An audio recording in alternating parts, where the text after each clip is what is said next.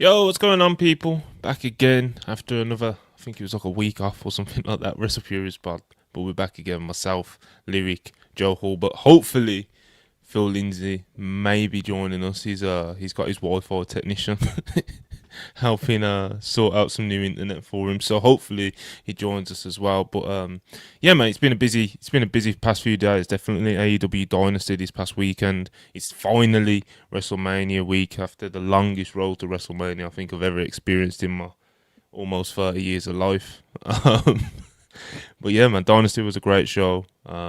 And yeah, we're gonna get into all kinds of things. But first things first, please like and subscribe. Keep it active in the chat, all that good stuff as usual. And yeah, how's it going, Lyric? It's been a minute. No, right? We've been well. How about y'all?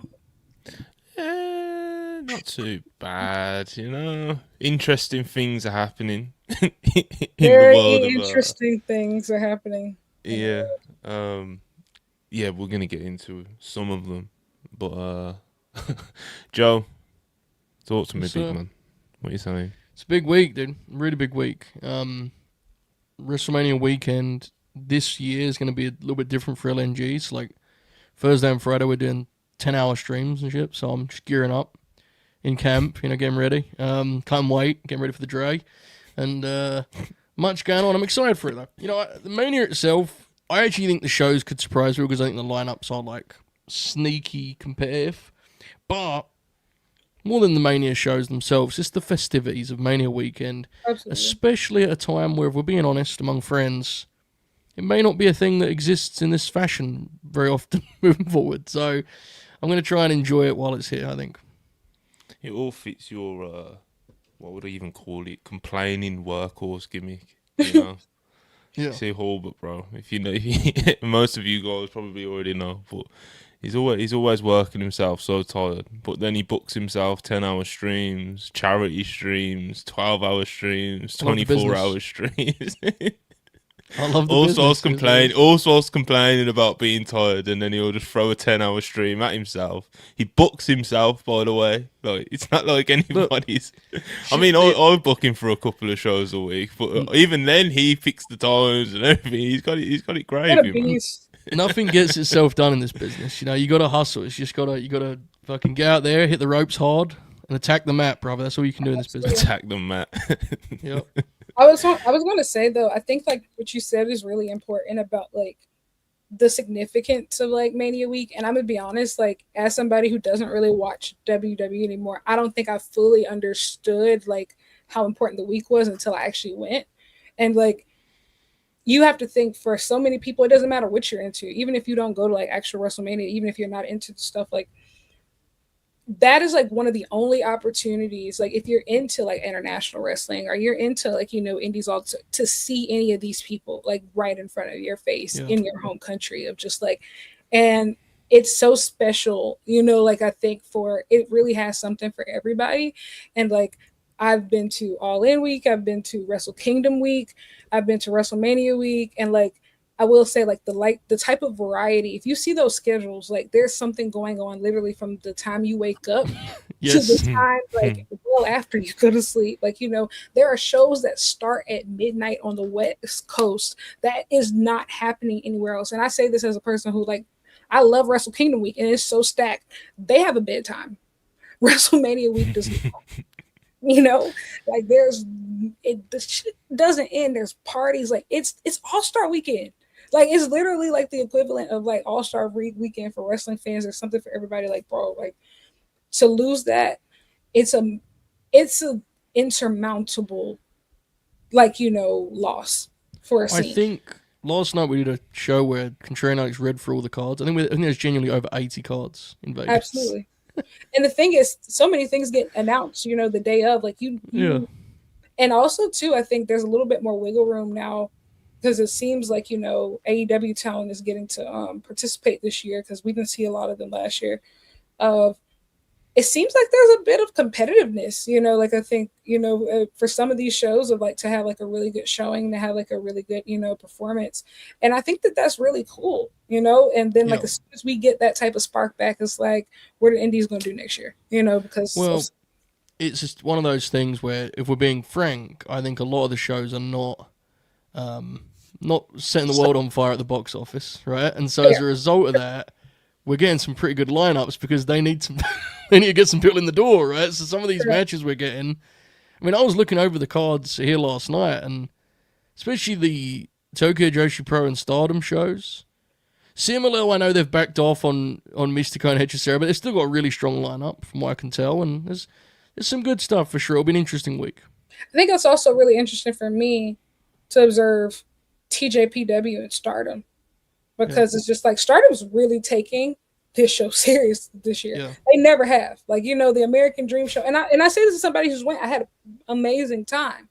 But it's not really like if you watch Stardom in Japan and you're expecting a similar experience by seeing them in America, you're not going to get that, I think, at one of those shows. But I think that like TJPW has created a market for authenticity of like, you know, like obviously some things are going to be different. They're going to play up to the crowds, but I think they've really like captured the heart of their promotion and been able to like transport that here, which I don't think a lot of Joshi promotions have really cracked the code on. And look at the numbers that they're doing, you know? Yeah. And so it's really interesting to see like, you know, this year Stardom's taking this really seriously. Which I'm interested to see, like, you know, who comes out with a better show. I think, like, you know, they're a lot from size perspective, they're not competitive, right? But I think on a quality and being able to, like, compete for the casual viewer, especially international, I think it's a lot closer of a gap. Yeah, momentum's a big factor when it comes to that sort of stuff. Yeah. 100%. Yeah. There's a lot going on, though. Which, as we've highlighted, we're going to be losing it next year as it stands.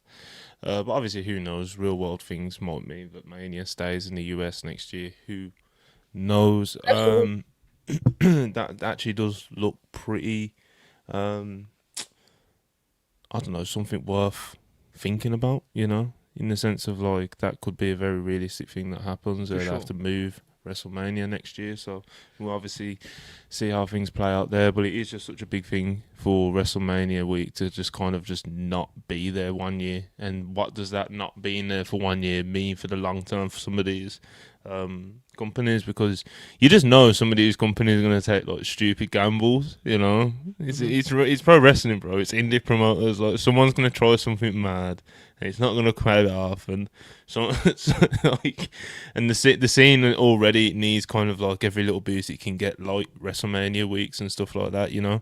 And you know, it's a hard life being an indie promoter that's actually trying to like make money at the moment, you know.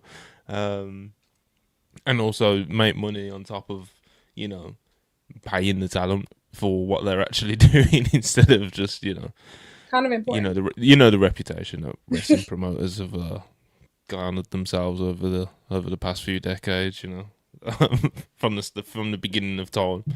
But yeah, man, it is WrestleMania week. But where do we want to start? We'll go over Dynasty first, since it's a couple of days in the rearview mirror. And obviously, if we talk about Raw before Mania, WrestleMania coming up, that sort of stuff that's coming up. So, Dynasty, man. I thought it was a really good show. It didn't have too many of the kind of like AEW big blockbuster that like Dave blows his fucking head up over or anything like that, you know. But everything was a very good. There was like a very good floor when it came to the quality, right. You know. None of the matches really fell off a cliff, you know. It was paced very well, to be honest. I thought it was paced pretty well, except for you know, maybe one match too long, but usually you're always going to kind of like throw that in there with an AEW pay-per-view, aren't you? But yeah, man, MJF is still the AEW World Champion. A lot of people were kind of hoping or even expecting Kenny Omega to be crowned the World Champion here, especially kind of going into Wembley. People kind of already could see the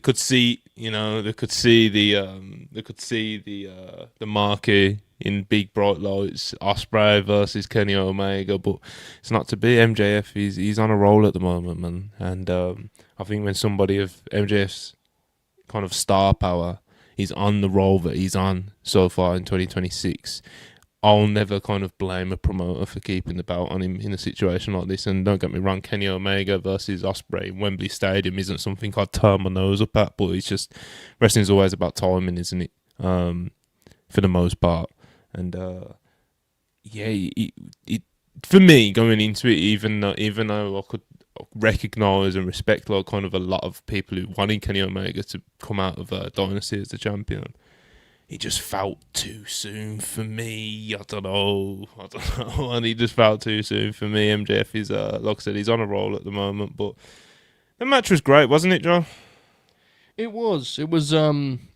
I think, I agree with your general assessment that, like, the show had matches that more ranged in the good to very good range than, like, oh my God, what an absolute classic we're going to be talking about in 10 years, right? Which is not an insult. It's just, those are X factor things and intangible things that sometimes just happen and don't, I thought this was near the higher end of those collection of matches. MJF and Omega, it was terrific. I got to rewatch a little bit of it last night with Papa Holbert, who was locked in. Who is he rooting for? He always roots against MJF. Oh, he's a classic. And so, yeah, like watching it like that, I actually kind of enjoyed it even more. I thought it was very, very good. I don't think it was quite my match of the show, but it was up there. I appreciated, like, they put in a lot of time, and I understand that late in a show, that's not for everyone, right? Like, when you're in 4 hours in, 40-minute main events are always going to test the patience of people. But I actually, because the show to that point had no singles matches that had, like, the epic outline because Moxley and Ospreay was epic in certain ways, but it was, confined by the time limit. I thought it benefited from that, and it was able to really let everything breathe. Yeah. And look, I mean, damn wrong. Late on, there's some things they could have got more juice out of, I think. Like the one-winged angel off the middle. I think they let it breathe in the moment lyric, right? But, like, I think it could have meant more in the bigger picture of the match, if that makes sense. Like, by the end, it felt like a thing that kind of was in the backdrop. But I really, really liked it. I think my favorite part about the match was the fact that Max basically only went to the stomach when he realized he couldn't beat Kenny straight up. I thought that was awesome. And how petulant he was about it too. Like, oh, really? You don't want sympathy now, Kenny? And he's punching him in the gut. I thought that was terrific. And lots of good stuff. Kenny at the end there, firing up with right hands and kicks. I thought it was a very, very good match. Excellent match. Yeah. It might be my favorite AEW match this year. I'm not going to lie. Like, I really enjoyed the psychology of it. Like, I think that Max and Kenny are a lot more similar than I originally thought, but they're wrestlers who can do really great spectacle, but they have really great foundations as well. And so, like, it feels like the two sides of being a wrestling fan, like, they can scratch the itch for the sports entertainment and the wrestling at the same time, which I think a lot of people can't do. They lean, like, more in one or the other direction, but they kind of like, in their big matches, they kind of toe that same line. And I thought that it was really good.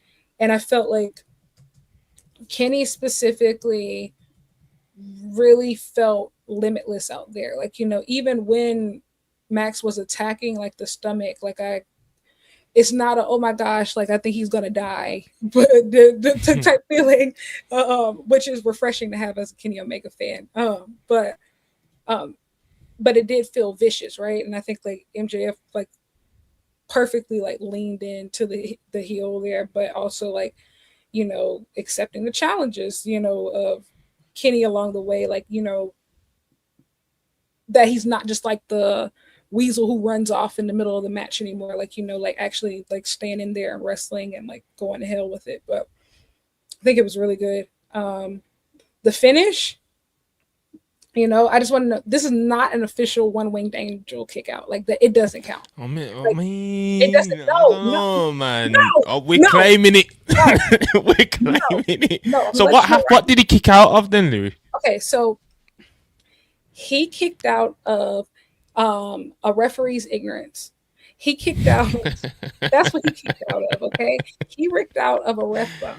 He kicked out of somebody being inefficient about their job.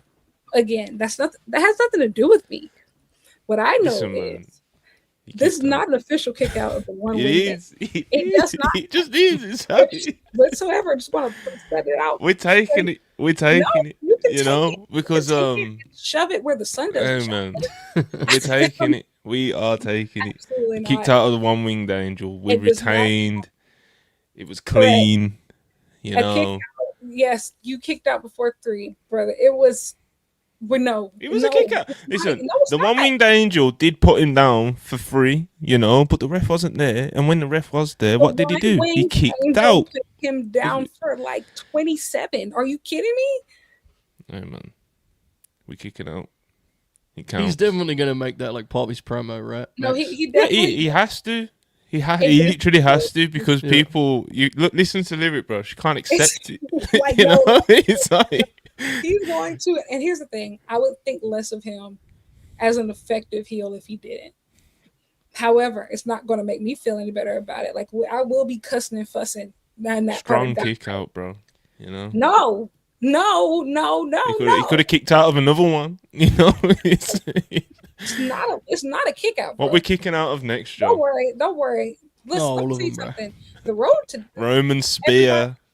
think is so. Uh, Everybody thinks that it's so over until Wembley. We still have time. Kenny will rise again. I need people to know that Kenny will. No, he will. He will. He's But not let the giving up. record show that on April 12th, 2026, I don't Maxwell dispute, Jacob Friedman I don't dispute that. kicked out. I don't dispute that. That's not what I said.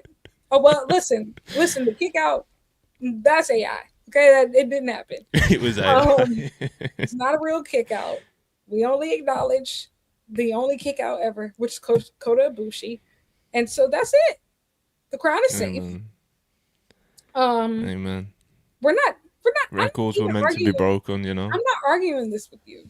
Like I'm genuinely not even going to argue this with you because this is fact in my mind. Like trust me, we will rise again, and we're going to get. Like, we will rise again, and when we do, we will be making sure that the continuity of the one-winged angel is properly adjusted and reflected in the Don't worry about it. Stay So, there. Don't worry Kenny about is gonna rise again, it. like He will Phoenix, rise you know. again. And Like the no, one but for real though, what do we think's like? So we do expect Kenny to kind of, you know, recuperate and get back to the mountaintop again, sort of thing. But what do you think's for Kenny in like the immediate future? So like he's probably not going to be there at Wednesday, but when he is back in I think 3 he's in weeks, like what do you think? I think the think double or Swerve- nothing match is a multi-man, right? I think he's in that probably. What do you think, Lyric? Maybe they might do Swerve versus Kenny 3 on pay-per-view. That would be like the only Yeah, they could do that. because honestly, I'm sure you have like a multi-man and there's still a couple guys who could be on that. I personally, especially if you expect, because I think the next best opportunity to belt Kenny up would probably be Forbidden Door, and I think that makes sense. You have the New Japan crowd coming in, like think that would make perfect sense. I'd keep him out of the 4-way, personally. I'd probably do the Swerve match at Double or Nothing, but I could see them just throwing everybody in, like the multi-man. Actually, I don't even know if it's going to be a 4-way because I don't either. I think it could be a six person thing. 6. I was think gonna so. say 3. Like, who do you think is like even worthy? They're doing a chamber. I mean, that's where everyone keeps whispering about, right? Everyone keeps talking about this. Yes, This I've big heard stip they're multi-man, bringing. right? But like,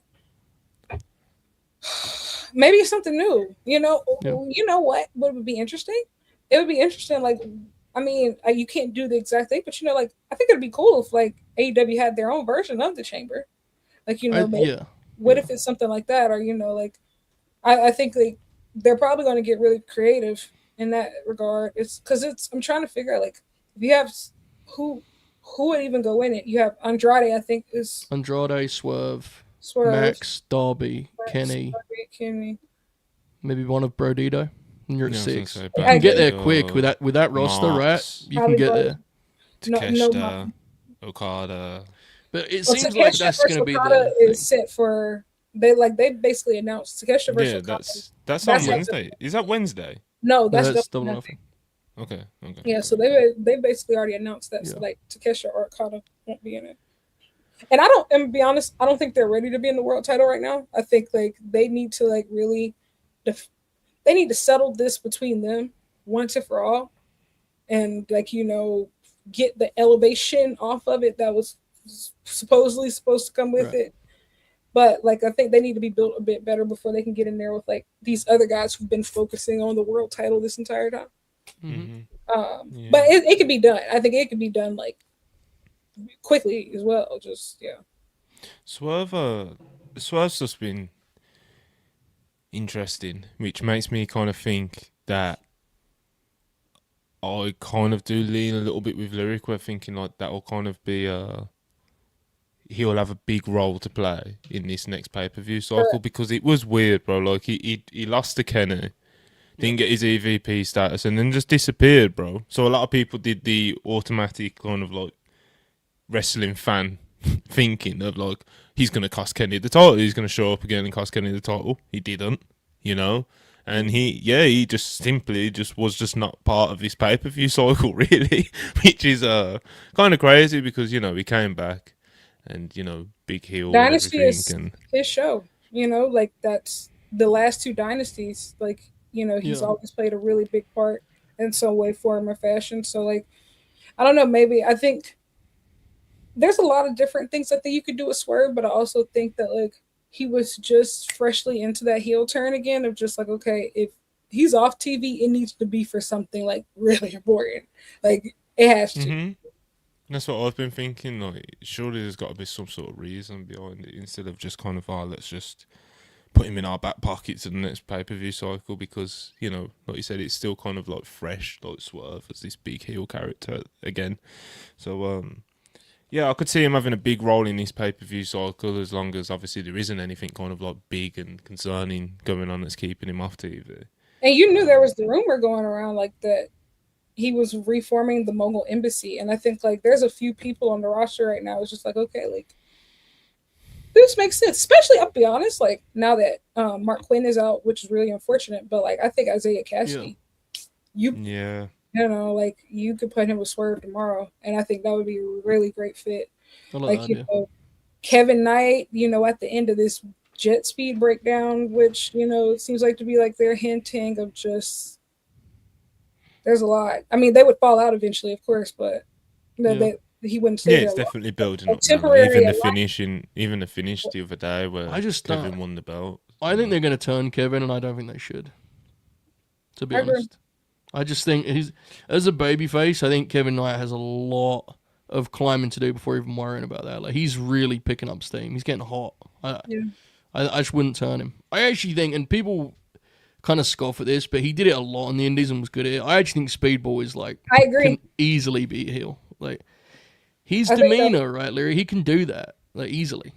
And I think it's also too is like a switch that he has that I really like, and it's kind of either the nicest person you could ever meet, or an absolute demon, which I think is really effective. And I think characters like that on television are really captivating. And I think like every time Speedball gets a mic, it's really good stuff. Like I think like, in Winnipeg, I think the promo was really great. And I think a lot of people don't even realize like they haven't even really scratched the surface of a lot of the range that I think that Speedball is capable of. I think Kevin Knight is too. Like they were essentially like the babyface Avengers of AEW as soon as they got signed. Like from the very second. And so like, but I think both of them like have so much range. But Speedball, especially from an experience level, people have no idea. I do think he should be the one who turns. Yeah. What does either of them have to turn? Well, if they're going to split them, I'm not in a rush. Yeah, I know, but like, it just makes me think about, think outside the box, bro. Like, it's just, sometimes in wrestling, it's like, if they split up, someone has to turn. It's like, somebody could write a story. It wouldn't be that hard of like, two baby faces that just simply fall out. And it's like you can build heat with that still. Like someone doesn't have to like turn into an absolute prick, like it doesn't. You know what I mean? Like, I don't think we see a lot of that. Like, I'm not desperate for anything. I think as a personality, I think Speedball can be like. I actually think Speedball's demeanor, he can naturally come off almost patronizing. Unlikable, yeah. And like I think he can when he was doing the gimmick recently where he was borderline like an Omega stan on television. That could be such good heat if you did it on someone else that wasn't Kenny. You know, it was like if you did that about a heel, people would be so it'd agitate people so. I think you can do it easily, personally. But I agree with you. You don't have to turn for sure.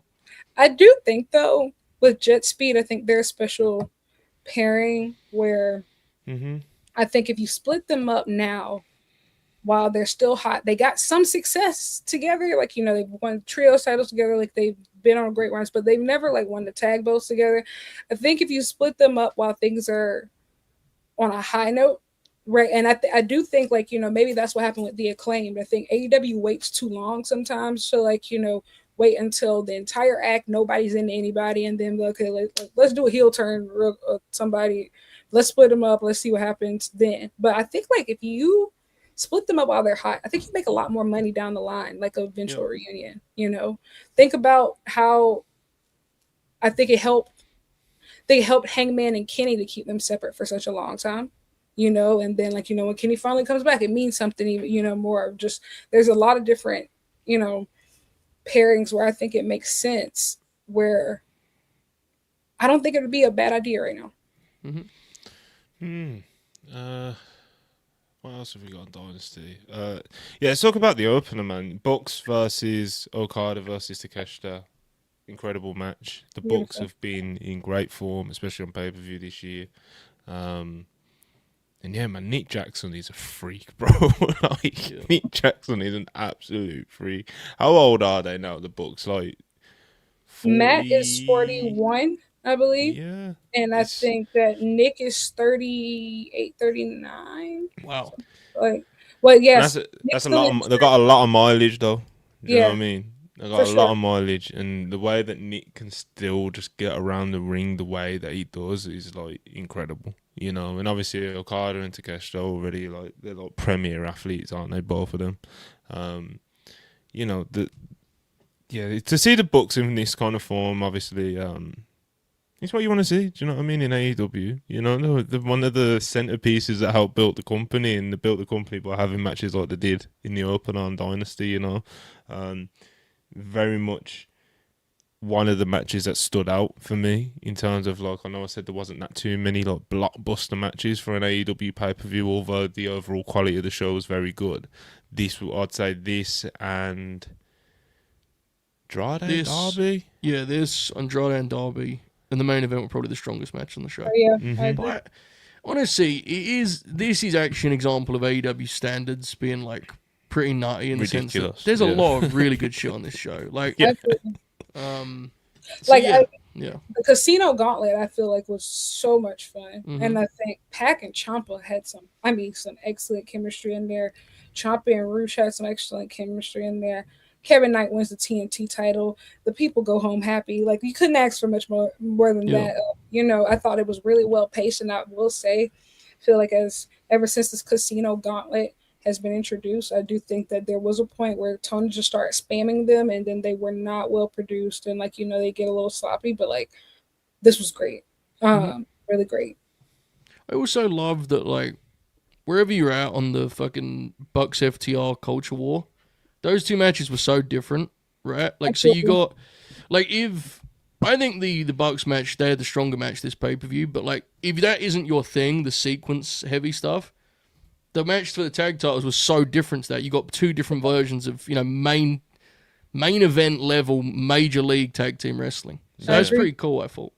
Yeah, I will say of the tag division feels like it now has the diversity of the men's division, and I mean that in the sense of like the teams have such different styles. You know, just different combinations get you different results, you know, and I think that's business back as well. Like Hearts Syndicate. Absolutely.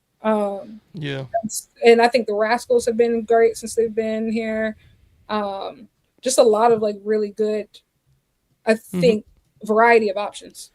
Just now a matter of getting some of those underneath teams over, right? Like, I think the talent's clear. I just think it's now, I mean, it was the Davis and Doyle team was a real loss because they could have really helped. I think they were going to connect pretty quick. Yeah. It feels like the immediate tag direction is going to be Cope and Christian, FTR Bucks in some sort of freeway situation, whether it be ladders or not, I don't know. for everyone's health. I hope not. But some sort of freeway situation.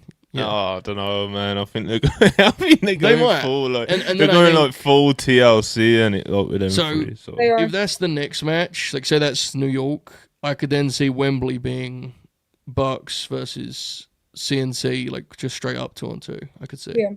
Also, I was going to say, speaking of tag team wrestling, it was on 0 Hour, but Maya and Hyan versus Divine Dominion. Good was so match. good.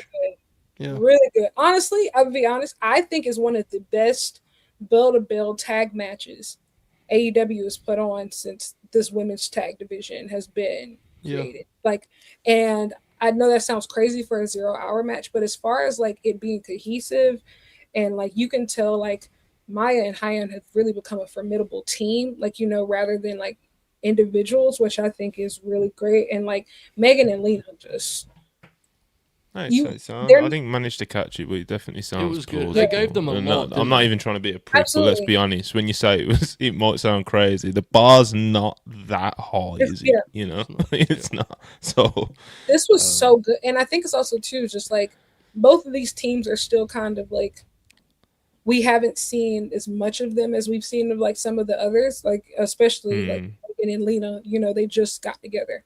But I think it's so refreshing because I think sometimes, and it's pro wrestling, people get put together because of looks and aesthetics of just like, okay, like she's tall, let's do this, or this person is strong, let's do this, right? But Megan and Lena are both very good professional wrestlers, you know, like outside of like, yes, they are naturally talented, they have the height, but they're also really good, like really good. And so it's their matches just they give you almost the Davis and Doyle effect, actually. Like, you know, of very skilled powerhouses. And then Maya and Hyan are just so good. Really, I recommend that people watch it. Like, Very good. We need Megan and Lena versus the Brawling Birds. That's Absolutely. like that Yeah, should be the that's main gotta be the program one, for the innit? tag belt, Yeah. shouldn't it? Yeah, that should be the main thing that they get months out of, hopefully, and mix it up and do different steps and keep it fresh. Like that would be very fun. So, Lyric, since you brought up 0 Hour, the fuck was Camille doing on there, bro? it's crazy because I missed that part. So like I was Camille, you know, that I was was a jump scare, bro. I was downstairs, like, you know, getting snacks and stuff, right? I walk up, get back on my computer, and then I check Twitter, and I'm like seeing all this, like Camille.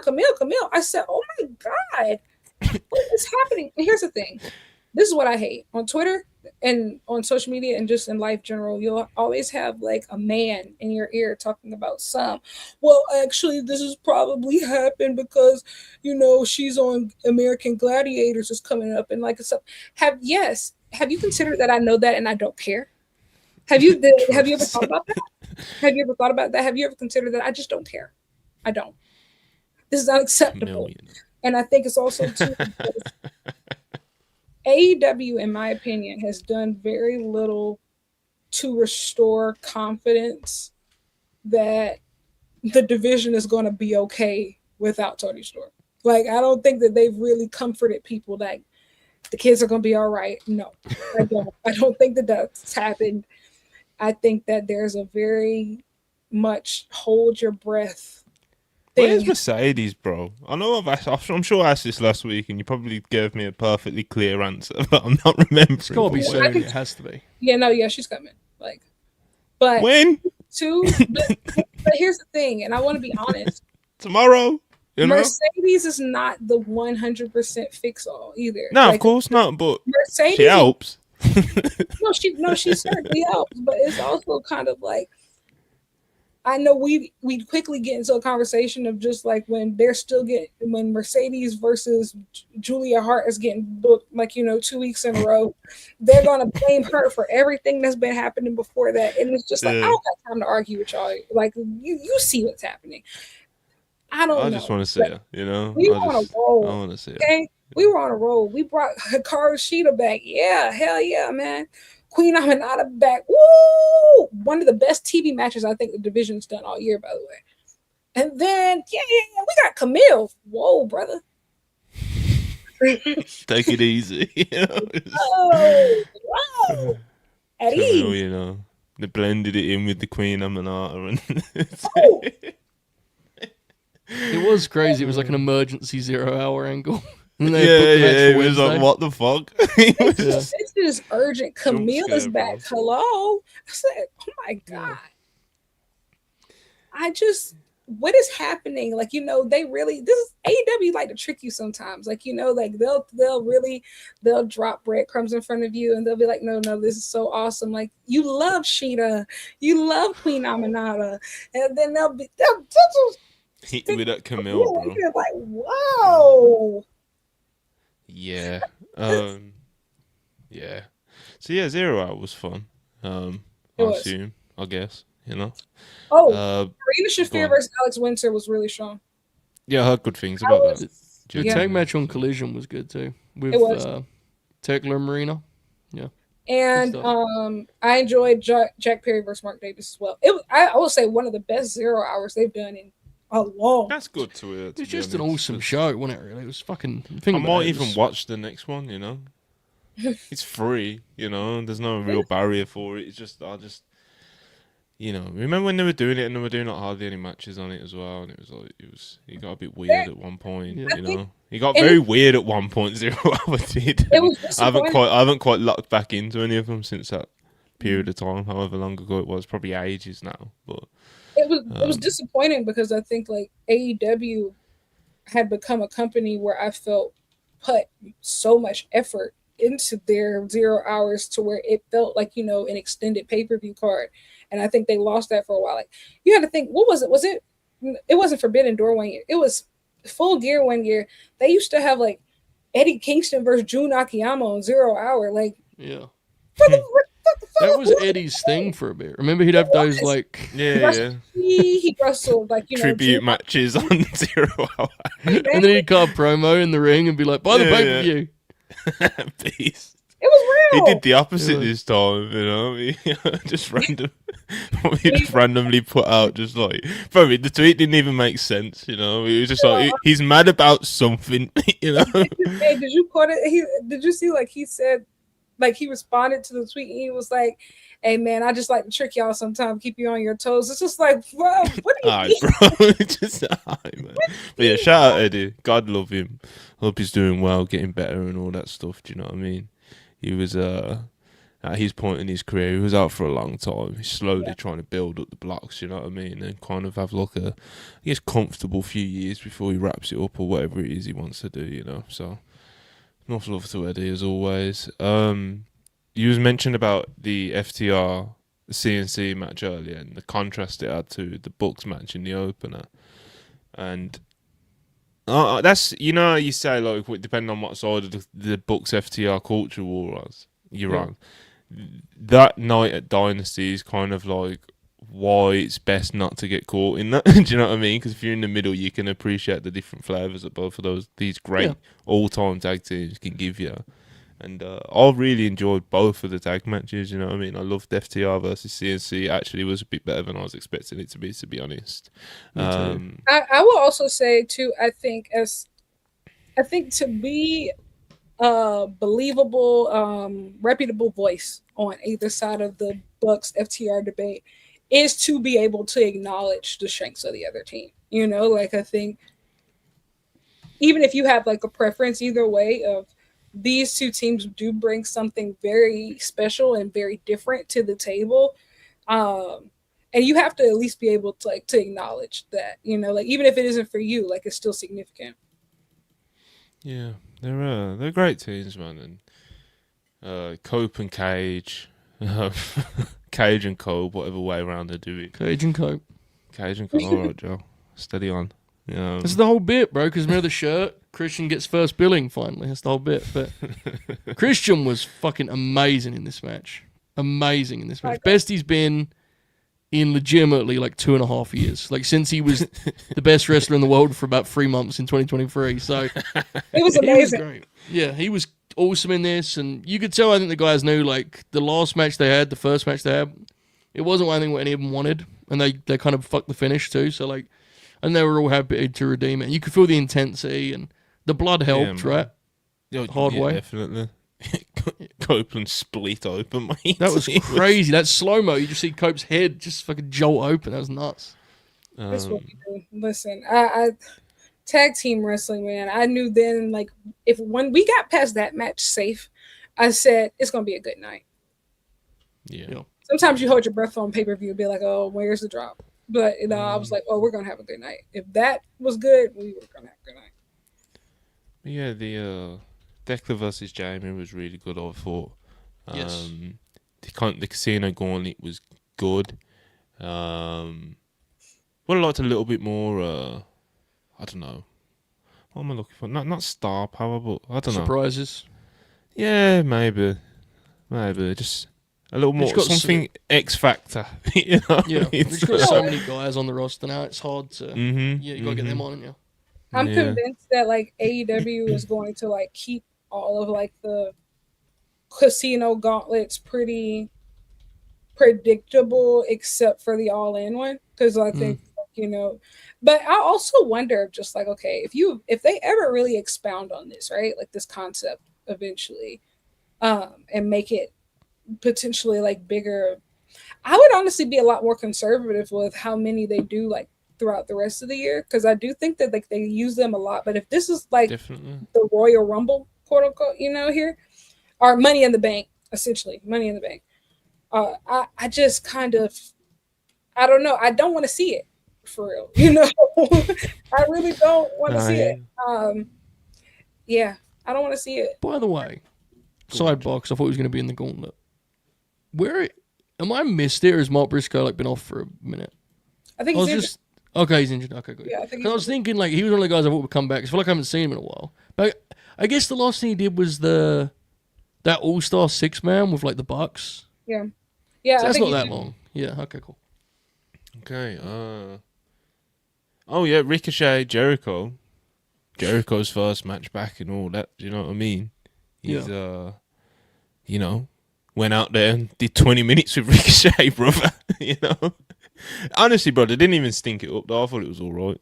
Honestly, it was pretty good. The way Jericho, it was very, very. That's what I'm saying. He went 20 minutes with Ricochet. First match back after being off for that long, and that. But yeah, man, Jericho, obviously, someone of his experience and the things that he's done, and that, like the way that he was like manipulating the crowd the way he wanted to as well was very well done. He performed pretty well. The gas tank was very low. About halfway through it is, but God bless, and there was Jericho kind of has that old man chip on his shoulder, doesn't he? Where it's like, yeah, man, I'm going to come back. And first match back on pay-per-view is going to be against Ricochet, who can do everything, and we can do all this and that. And we're going to go 20 minutes. And it's just like, and there's certain spots that he did in the match where he's diving and doing line salts, and he's doing this and he's doing that, and he's doing like, do you know what I mean? And it's like, he has that old man chip on his shoulder, and he didn't stink it up. It wasn't anything spectacular by any means, but I think there was I think a lot of us were kind of worried that, like, it's Jericho, ain't it, bro? The past couple of years, bro, it's Jericho, man. You don't know what the fuck's gonna happen, man. He even got to a point where it wasn't. You didn't know what was gonna happen. He almost knew he was gonna stink it up out there, but he didn't. And it was a pretty solid comeback. Did the job. There was a point halfway through where all I could think about is, what if late stage Jericho had a match with late stage Tanahashi? And it would have been, what did I tweet? I said we real would have workers, man. 3 wobbly high fly flows, 2 crooked lion salts, a lot of hairography. The crooked lion salt's beast. I'm sorry. It's always pop, man. Like, because it's been crooked for years now. This isn't a new thing, Absolutely. The crooked lion salt where he does like a mini handstand halfway through. No, yes, but I'm saying at the same time, it's just like it would have added to the art, and then they would have done an unethical amount of air guitar, and I think it would have been a 3.75. Honestly, I would have it 3. Yeah, 3 on vibes. Yeah, just big spots, they're literally going to flip their hair 24/7, right? They're going to have an aura off. It's going to be great. They're going to try. They are going to nearly kill themselves to do their finishers multiple times. And yes, you got to give it at least, it gets like a solid 3.25 off effort, right? Just for like showing up and doing the match. Then everything else, all aura. Speaking of aura, Andy and Andrade El Idolo couldn't get the win at Dynasty. He got himself kind of tied up in a knot, pinned to the mat by Darby Allin, who is now facing MJF on Wednesday for the AEW World Championship. But this was probably my favourite match on the show, Darby versus Andrade. And I could have told you this going in, to be honest. So it's one of those matches that just kind of delivered as expected, which isn't a slight in any form. But this was a great match. Andrade looked great, Darby looked great as always, and I don't have that much to say about it other than it was great and he delivered as I expected it to be honest. Darby obviously just kind of treating his body like a battering ram. Andrade will do, on top of being just like simply a great professional wrestler, like he does these little things that just like pop you, Darby's fucking dive to Andrade when he was like in the ropes, tranquilo. It was just they had a great match, man. Like what can you say, Joe? Yeah, it was. I mean, this sounds more dismissive than I intend, but it was the Darby match featuring Andrade or Idolo, who may be the best wrestler in the world right now. So it's like, that's a winning combination, right? Darby somehow took absurd damage on his own offensive maneuvers. He fell through this, that, and the third. He did a drop kick on the steps. He did all sorts of stuff. And I mean, I will say, and it's always important to stress this, Darby's capable of a lot. And the start of the match, when they're just wrestling, you see how good he is in that domain too. So I'm not trying to say he's a one-trick pony. What I'm saying is, you know what this match looks like. He's done it many times, and it's almost always good. It's especially good when opposite Andrade, who is on fire right now. I think Andrade should beat everyone clean, but the outcome of this actually was worthwhile because I think they're going to move forward with this Andrade babyface turn.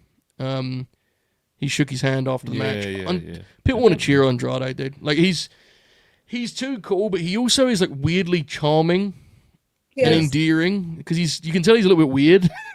Yes. Yes.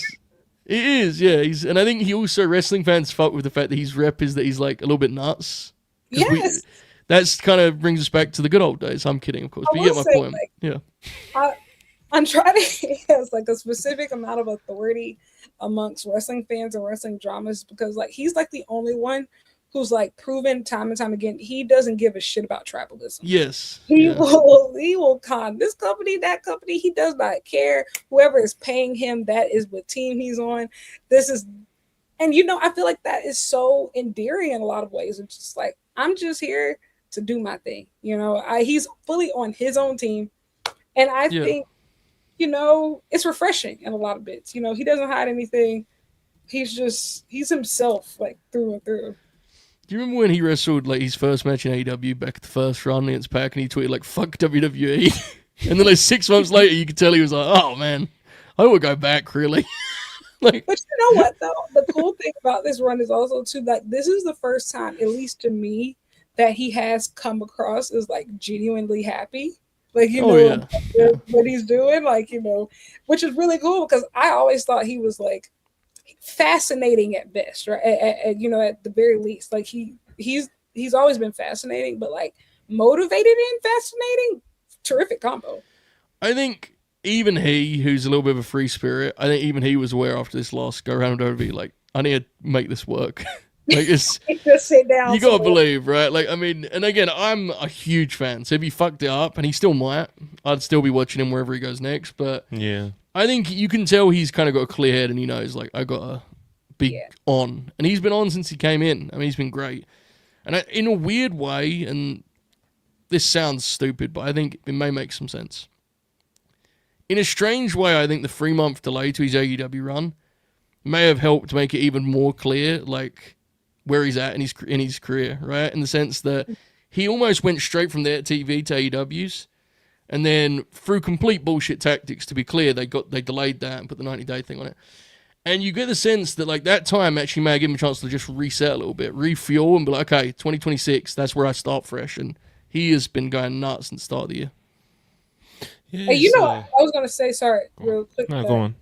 His run now reminds me a lot of Mercedes when she first. I think like don't get me wrong. I think that if she had done the world tour when she originally planned, right, I think it would have landed okay. And I think it would have been good, but I think like I don't think it would have gotten the maximum impact that it's gotten right now. And I think having sometimes that time in between, like that delay, especially like when I think, and everybody doesn't have this experience post WWE, right? Like the industry either break your spirit or you're not getting booked anywhere, like, major, like you're not having that special run of, I think like, but timing is everything.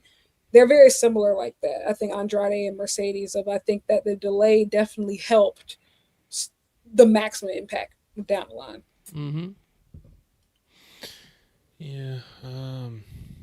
Right. What else we got on this show?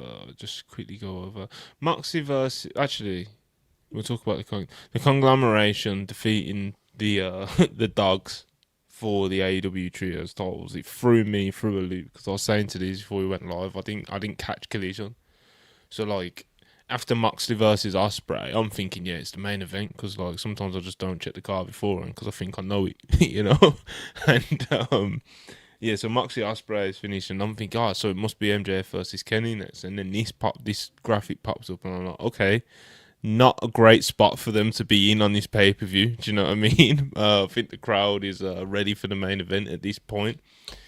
And then the Dogs come out, and they're the Trios champions. Didn't even see them win the titles. And then they immediately lose them to the conglomeration. Orange Cassidy, Roderick Strong, and the returning Kyle O'Reilly. And yeah, man, great to see Kyle back and everything. But this was probably the closest to kind of like a nothing match. But obviously there was a title change on it, so it wasn't like a complete waste of time. Although you could say it was a waste of time putting the belts on the Dogs in the first place. But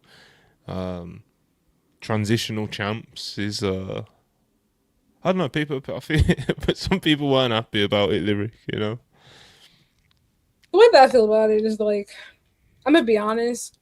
Because I feel like both wrestling companies were so scared for a long time about hot potatoing titles, I've actually gotten kind of bored. And so I really don't get too mad when any title switch these days. We'll see. That's probably subject to change since now there's been this random influx of doing it. But I'm kind of cool with it. But also at the same time, I think like that match specifically, I give grace because like Gabe clearly got injured during it. And like, yeah. I don't know what that affected, and so I have given that one kind of some grace for that reason. Hold on. Okay. Holding. Just chat. Alexa Bliss Gamer has said that Naomi has given birth. So shout out to Naomi and Jimmy, and congratulations to him. I'm just gonna. Is this put it on Insta? I agree with Lyric. Like, I actually think it being kind of the thing that the trios belts are just an absolute wild card. I actually think it's fun. It would be an easier pill to swallow if like the Dogs had a more successful entrance. Like if they'd have won at Revolution, right? And this was a shocker they lost. That would I think help. But yeah, I mean, I personally think it's a good. My actual pitch would be that the trios belts kind of become like a Collision thing, where every week on Collision you get a trios title match, and that'd be really fun and would give the belts kind of an identity and give the show an identity too. I agree, and I think that there's an argument for making those open weight titles. I think especially when Tony was around, I don't think that there's really a chance of them becoming open weight titles without her. I would be honest, that would only be the thing. So like, I don't think it would get launched until she's back. Just because I don't know. I don't think anybody else, unless, I think Megan Bain would be a really good option to be somebody's like, third. So maybe, but I think that the best chance to ever make those open weight titles will probably be when Tony's back. But I think it's a good idea. Yeah, that would have been cool for sure. Definitely would have been cool. Folks, Montel is on the case right now. He's combing through social media pages. Oh, yeah. Someone said it, Alexa Bliss Gamer again. I think Jay kind of let it slip on his interview with Jimmy. Ones? Yeah. Him and Jimmy were on Hot Ones, and it looks like Jay kind of like let it slip on there. So Like real it's hot not like ones. Naomi's done. It's not like Trin's done like a whole post and everything. But Okay. yeah. Now, are we talking shoot hot ones? The ones where it's like two guys opposite each other.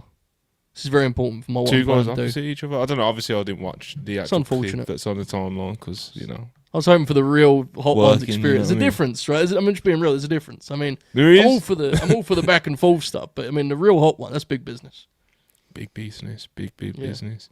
So yeah, man, Dynasty. Where was it? It was Trios good. titles. Yeah, it was a good show. Moxley versus Ospreay as well was another really good match. Moxley getting the win over Ospreay. Yeah, man, Ospreay is. It's not necessarily. It's probably the worst time to bring it up because it's not necessarily about this match in a vacuum. But like, would it be fair to question or ponder if Ospreay has lost too much in his territory since signing? I didn't want him to lose this match. So here's the thing. I think very much in line with his taste in wrestling. It is very much in line with the Japanese psychology of after a long time off, you come back, you lose a big match, and then you like rebuild. And I get it, and I appreciate it. I think they should protect Will more. I wasn't a big fan of that finish, but I get what they're going for. And if nothing else, when Will wins at Wembley, you have a Moxley program waiting for you, I guess, because Moxley just beat him, right? So you can go back to that in the fall. But the match, go for it. No. I think from what I've seen with like Darby being like number one contender, and somebody made this point. It wasn't Marcus, I think, about the countdown show. If anybody watched like the countdown show after Collision, they put Kenny and Ospreay like back to back up and down the countdown show. And I rarely even watch the countdown show anymore, I'll be honest, just because like time. But it happened so many times to the point to where it feels like it has to mean something. And I kind of feel like the vibe was tonight of just AEW's I feel like they're trying to do that winky thing of just like, you think you know where we're going, but you have no idea where we're going. We keep you on your toes, but the destination is exactly where you think we're going. Yeah. I think that having both him and Kenny lose tonight is their version of, no, we're really going to take y'all on a trip.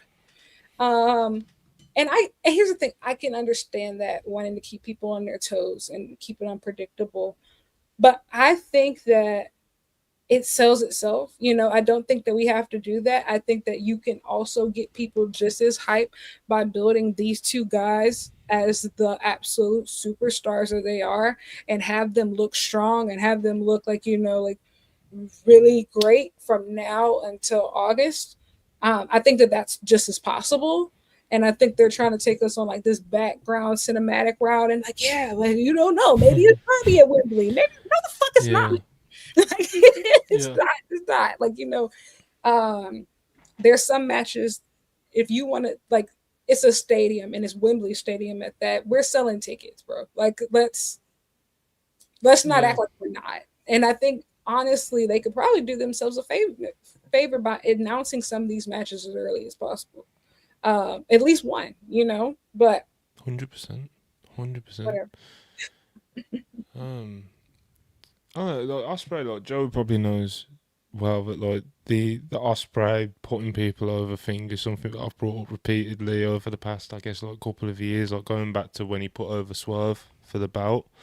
And I don't know, man. Like, I think Ospreay kind of, and Joe kind of alluded to kind of like the Japanese kind of like way of thinking of like, you come back as a big star and you build it all up and you lose your first big match and then you go from there sort of thing. And there was like, even going back a couple of years to that Swerve match, it was like all the reports after, it's like, Ospreay actively really wanted to put over Swerve and this and that. Like, I don't know, man. I don't know about that Ospreay's instincts creatively. Do you know what I mean?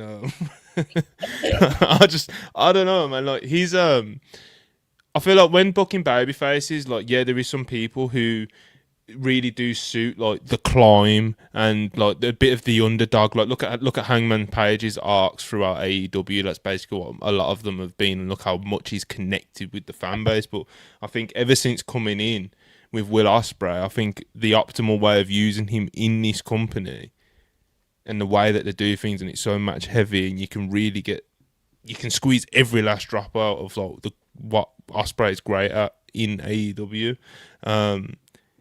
He's somebody who thinks should be kind of like presented and almost treated like a superhero, man, like Superman and a superhero, because he does things that nobody else can do. He jumps off the page so much. He's so dynamic. He's so exciting to watch, and all these things. Like, I don't need to see Ospreay like fighting back from adversity and reclimbing and rebuilding himself. That's the sort of thing that I want to see from a babyface that's fit the archetype. Like, again, like a Hangman or someone like that. Like, Ospreay is someone I want, do you know what I mean, coming in and just fucking going crazy, because that's what Ospreay does. He goes fucking crazy, and he's like a superhero, do you know what I mean? And I just think, like, you know, that's why I started it off by asking, like, do you think since coming in, do you think Ospreay loses too much in this company? Because I think, yeah, he has, and I probably would have put him over on the weekend, but again, like I said at the start, like, it's probably not the best conversation, like best time to have the conversation, because I do understand a little bit why they went with Mox.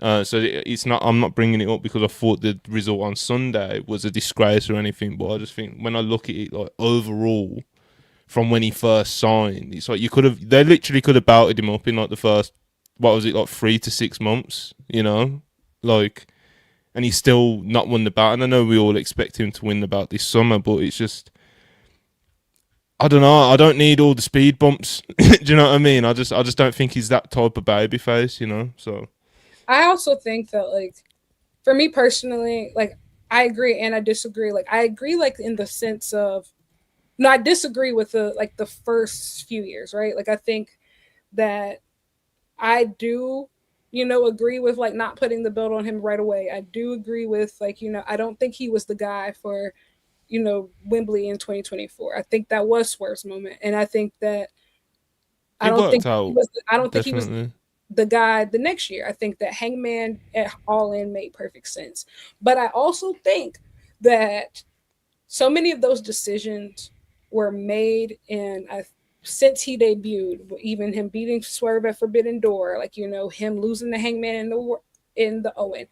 These decisions were all made with the foresight of knowing that, okay, his time comes next year. Like, like, Wembley on the road, that is 1000% his. When we go back, like, it's going to be the Ospreay show.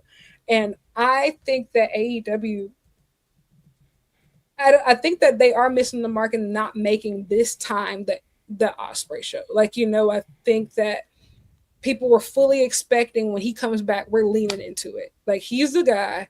We're going, like, we're announcing him in a crazy match. This is his thing. And I think you lose a lot of really goodwill that you could have picked up, and probably some buzz by trying to make him go on all these side quests. Like, we know he's the guy, like, lean into it. So I think that they are having him. I agree. Like, he probably shouldn't have lost that one, but it'll be okay. No, he'll be fine. I just, the part of it for me is I'm not super into this current particular presentation of Moxley, where he's back to being a heel after, like, a quasi babyface turn, and that doesn't help. You know what I'm saying? Like, if this was a loss to serve a red hot Kyle Fletcher or a red hot Takeshita, it'd be a lot easier, I think, to, like, I don't know. I think Moxley's kind of running in place. So, like, it doesn't do a ton for Mox. It's just beating Will Ospreay. It's not the end of the world. I mean, at the end of the day, he's over as long as he can get in the ropes and wrestle, because he's going to get his matches over. But I wasn't in love with the idea. The match itself, I thought, was very good. It was very polarizing. Yeah. Was it? Very. I know that spot where Ospreay pops up and hits it. Oh yeah. I know that went viral and everyone bitching. But I mean, like, just tweeting that, like, every AEW pay per view, there's always going to be a spot like that. Even among people that were, like, just watching the show, not like the Discord stuff. Like, you got the sense some people really loved the match. It was their favorite match. Some people didn't. I think what split people was the Hidden Blade jump start. Yeah. Yeah. I think some people wanted it to go in a more of a unique direction, and it kind of went back to a more traditional Moxley Ospreay match, right? Which, I don't know. I'm torn on that, to be honest. I thought it was very good. I thought the match worked. I don't know if they're, like, a natural fit for one another. I think they're both so good at what they do, they can figure it out. And they did again, I think. I like the match, Luke. What did you think of the match? I like the first match better. Yeah. But I think that the reason why I probably like their first match better is because they weren't trying to like make as big of a spectacle of everything. Like I could definitely see how the Americanization of it all just kind of didn't always land with me. Like that first match at Windy City Riot was only problem I had was the finish. It was a weird finish for that match, if anybody remembers. Didn't the referee like blow the count or something? Something like that. Like it was a really weird finish, but like before that, I think it was one of my favorite matches that year. And so maybe I kind of expected this to be something like that, and it wasn't, but that didn't mean it was bad though. Like I think that it was really great. It was honestly great just to see like Will seems to still have his full explosiveness, like for sure. He seems to, as far as like, pound for pound, him coming back from injury, he looks in great shape, and so that was really cool to see, like, an Ospreay match on pay-per-view of just, he's become like so synonymous, I think, with like, having a spot on the card and like, you're always going to remember, like what it's an Ospreay match, and so like we haven't had that in a while of like, that signature guy of, it doesn't matter who he's wrestling, we want to see it. And so I think it was just really cool to have that back, but it wasn't as good as like the first one to me. So I thought it made for an interesting companion with the, I guess it was 2 weeks ago now, the Pac match. Yes. Because the Pac match, I thought, I'm not even sure which I prefer, but I think the Pac match definitely was more comfortable, like fully going in the direction of Ospreay's injuries and Frowley's, right? Whereas this, I thought kind of like, it had a little bit of that, but it didn't want to go too far. It kind of wanted to have a little bit of cake and eat it too. And to be clear, I think it kind of pulled that off. But it made for an interesting comparison because the Pac match I thought was a lot more, this is the story we're telling, this is the match we're going to have. It was interesting. I do think that Pac and Ospreay are they're a lot more alike, I think. Yeah. I think like they just have like a natural chemistry about like one of each other. Even too, like Mox and Ospreay has always been an interesting pairing because like you could tell they have great matches together. Even the 3-way, I think, at Wrestle Kingdom with David Finlay was really good. I got to see that in person. But I think that you could tell they really have to work for it. Like they really have to work, to make it work, and they do. But it's not as natural as a lot of like, some of their other pairings. Okay, so if I zoned out for a minute, then it's because I was on the cage match answering his question. Someone in the chat, Harley Quinn, says, I'm pretty sure you can still count all his losses on one hand. No, that is not true. So Ospreay has lost in like, we're only talking like, we're not counting like tag matches and shit. We're counting like singles or like triple threats or whatever. Ospreay has lost 9 times in AEW. And he's got a time limit draw with Swerve as well. 9 in what 3 years? 9 in, well, yeah, basically 9 singles matches. Well, it's been 2. Sting 2024, right? He's lost to Moxley, obviously. He's just lost to Moxley. And then you know what? You know what would be a really good way to assess it? He came in the same time as Mercedes and Okada. And so like how many times have those people been pinned? Hangman beat him in the Owen Hart final, obviously. Okada beat him in another final. What a beast. Continental Classic. Yeah, Okada beat him in that. He's lost to Fletcher. He's lost to Swerve. He's lost to, was it MJF or Bryan? Obviously, he lost a couple matches in the Continental Classic to Ricochet, Darby. He lost to Fletcher on Full Gear. Maybe he just can't cut the mustard, bro. Hey, man. Big match choker, like, He's Arsenal. That's what he is. But yeah, man. Yeah.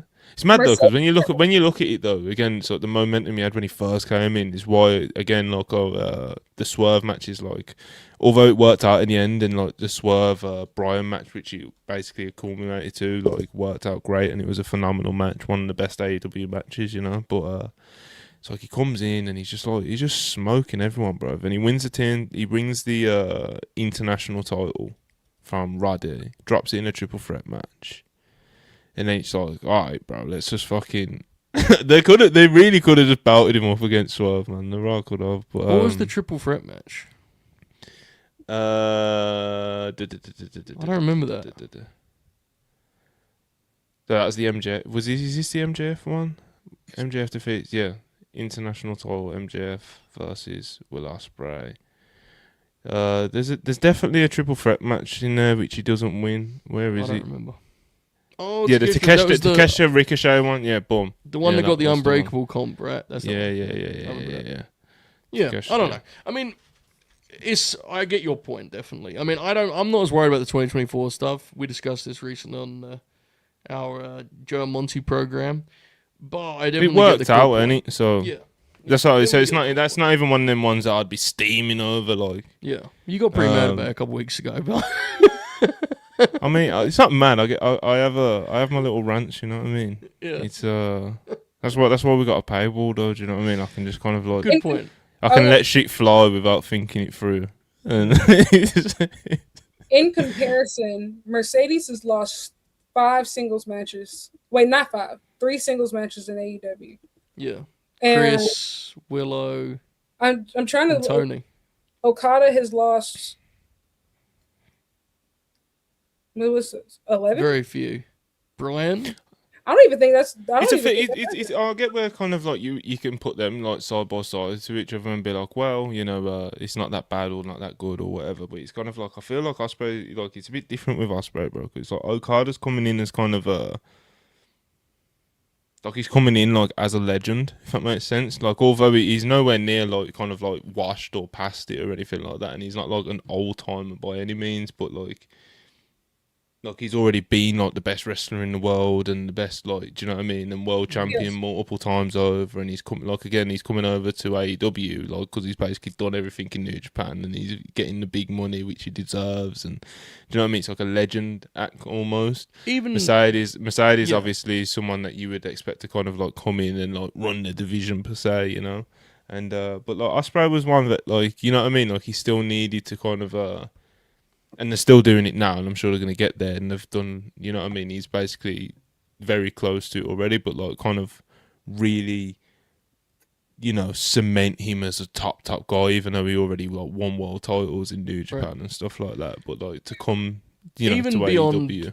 Win-loss records, I think there's definitely truth to it. It feels like he has lost many of his bigger matches.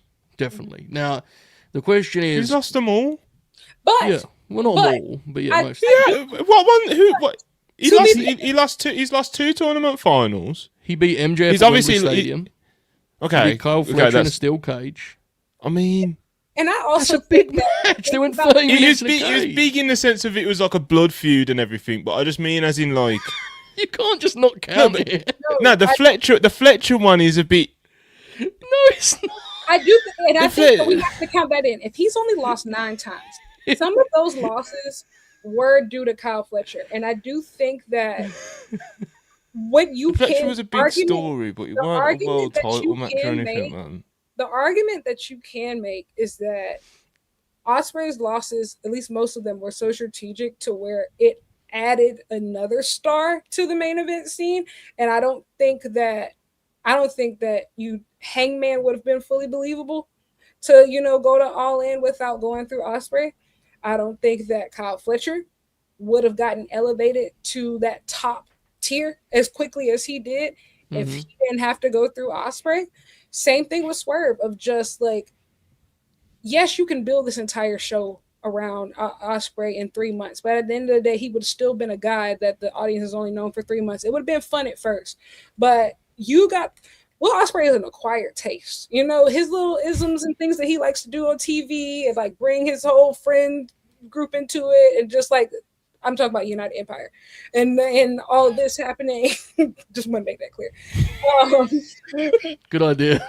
But you just wanted to like say that. But all of his storytelling style, listen, it's an acquired taste. You know, people they've only seen the clips and stuff on Twitter. You got to prep them for stuff like that. You know, now I feel like he's endeared enough with the audience. That's why they're bringing these people and stuff in now. Okay.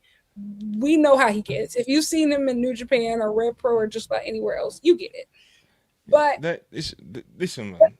The entire scene, what I'm saying is that the main event scene is better now because he lost back then. And I think that I hear all that. I hear it would everything have that been you've just so said. much more shallow. However, everything would not have been as good. And I think that would have been too much pressure to put on him, because good matches are not going to be the only thing that main event, like, that elevates, you know, a show if everything else is shit. You know, like, I think you were able to do so much other stuff with him doing other stuff, if that makes sense. No, I hear all of that, and the way that it's kind of like brought certain things, like it's tied certain things together to allow other people to emerge, and I actually do agree with pretty much everything you said. However, Joe, fuck yeah.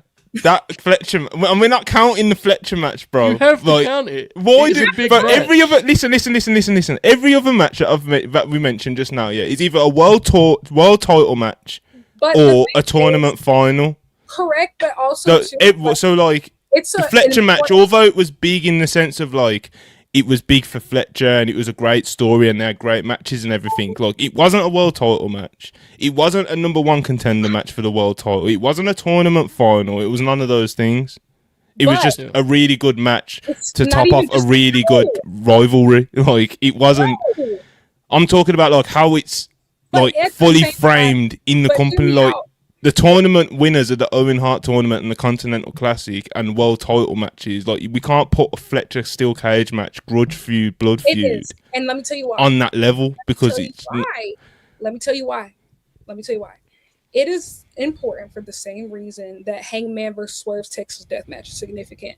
That was one of Ospreay's, like, that's a significant match in his career narrative. Like, we can't gloss over that. No, it's not. I agree. It's not a tournament. It's not a world title match. Not for anything like that. But when you look over his match catalog, that is going to go down as one of his significant career moments. Same thing it is for Kyle. Yeah, absolutely. Like, we can't discredit that and pretend like it's not. Like, it was like a 5-month feud. Yeah. Correct. And like, you know, like, there's so much history like heading into it. That's up there. Like, we can't not count it. Yeah, but the winner was never like going to. So in response to the kind of comparison to the Swerve and Hangman feud, it was like that feud had a lot of like world title implications threaded throughout it, you know.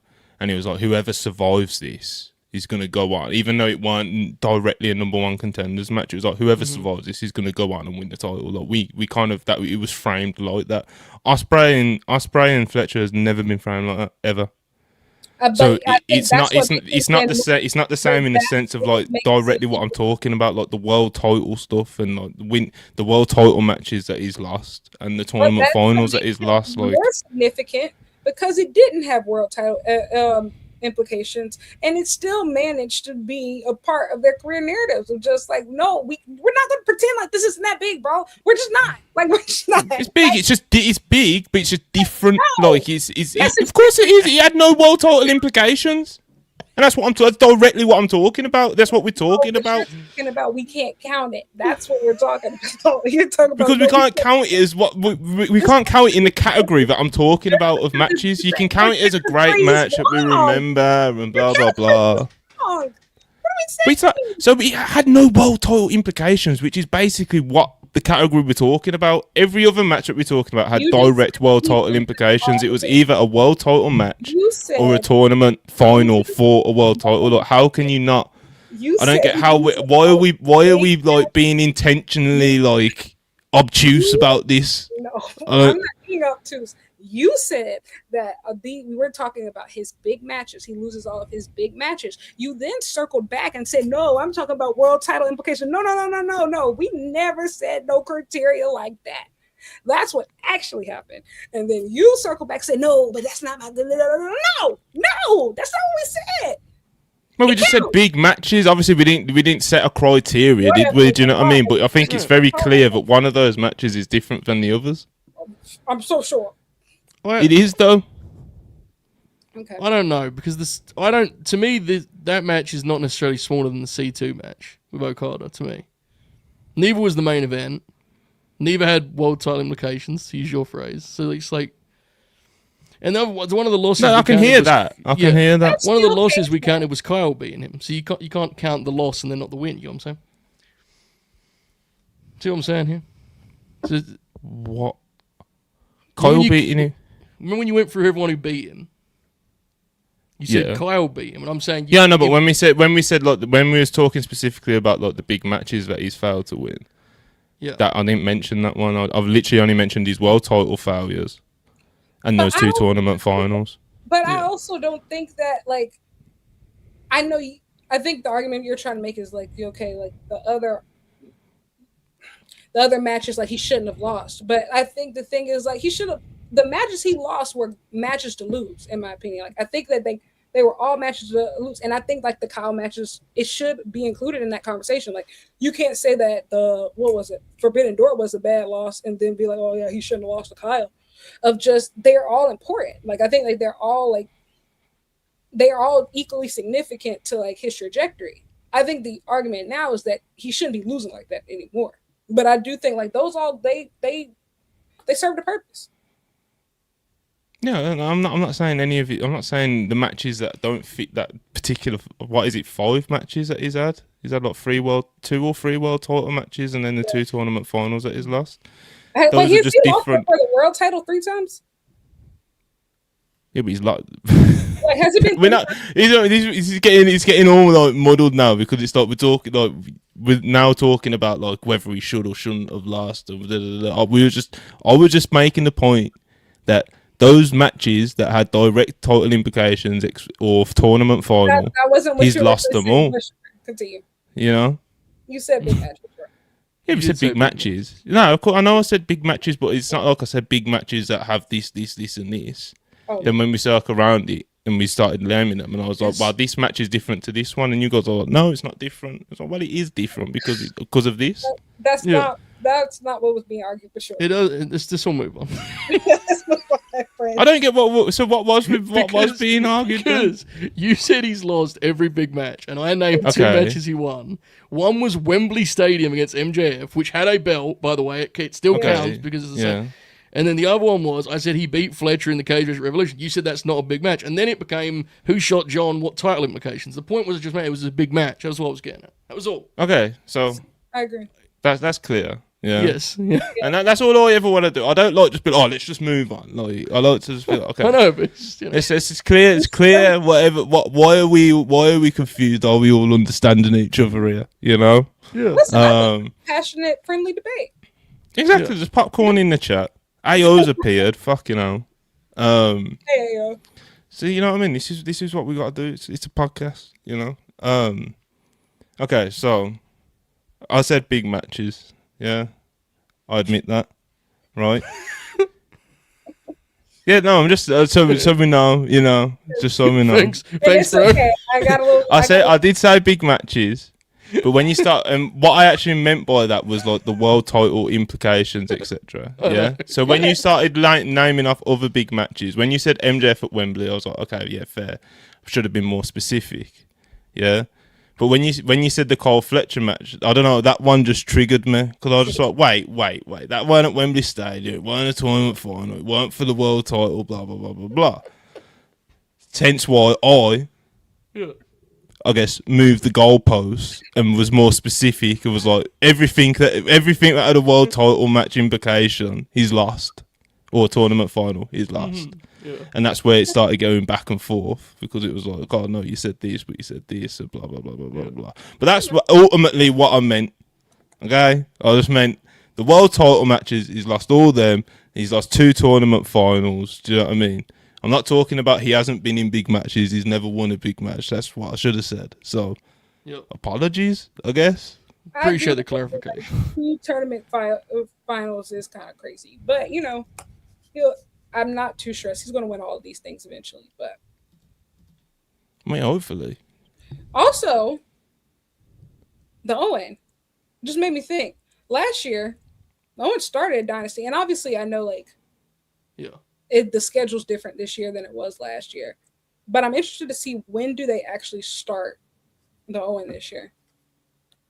Yeah, it'll be interesting. I mean, I think so. The first year they did, what was they did it like Forbidden Door. It started right the first year, Yes, correct. They did a Forbidden Doors 0 hour. or that was 2023, right? They did that. Yeah, the first one it ended at Double or Nothing. Yeah, yeah. I'm not sure. I think Ospreay winning the Owen after what happened in the final last year, which I still think is maybe his best match in AEW. I think that's just easy, right? Writes itself. That or Brian, isn't it? Yeah, I think You talking about Hangman at Double or Nothing? That'd be my pick, yeah, personally, for Ospreay, yeah. Oh, that match was incredible. In terms of who he meets in the final, Pedro says maybe he meets Omega. That would be huge. Swerve, I think, makes a lot of sense, right? That's an old rival who's recently turned back to the dark side. I mean, there's a ton of options for your own final there, but I think Ospreay winning that is something that we can kind of pencil in, which will help his win-loss record, Montel, thankfully. I also think Swerve would be an interesting one too, especially since he was such a big part of like the story that they were telling last year between the Ospreay, Hangman, and Swerve, like aligning themselves. Ospreay and Hangman became allies after the Owen final, and so I think that would be a really great story to circle back to. I honestly, personally, I'm sure that Ospreay Omega in the Owen final would be electric, but I just say save that match for Wembley. Like I think that don't get me wrong, I think it's going to be huge wherever it ends, like wherever it is, just because of the caliber of talent. But no, like I think you got to save that for a stadium. So do you not think MJF's walking into Wembley with the belt? I do, personally. I do. I don't. I don't, and the reason why I don't is because like I don't think that MJF and Ospreay have great super electric chemistry. Like I'm gonna be honest, like I liked their second match. I hated their first match. I'm not really too high on them together. I think that they have just gotten to a point separately where some of their worser instincts have been reined in, and I think that they were really getting to the meat of some of their good stuff. Together, they bring out the absolute worst in each other. And I cannot think of a worse thing that could possibly happen than putting those two in the main event of a stadium. I think it would be, oh my God. And I'm really high on MJF right now, and I'm really high on Ospreay. But I think the quickest way to make me completely give up on both of these people is to like put them in a match together in a stadium. I can't think of something worse. And I mean that. I think that's what it's going to be, I'm afraid. Like, yeah, same. That's why I can't help but laugh, because it's just oh my God, some people really don't want this. No, and also too, I'm gonna be honest, I don't think that's what it's gonna be, is because no, of course. Let me tell you, as we've seen these last few years, I think Tony really likes to rely on his super vets for the All-In main event. Danielson gets one. Mox gets one. You can't tell me that Kenny Omega does not main event a stadium show for All Elite Wrestling at least once before it's all said and done. I agree with that. Yeah. With his body is in, probably the best shape, like, at his, stage of where he is.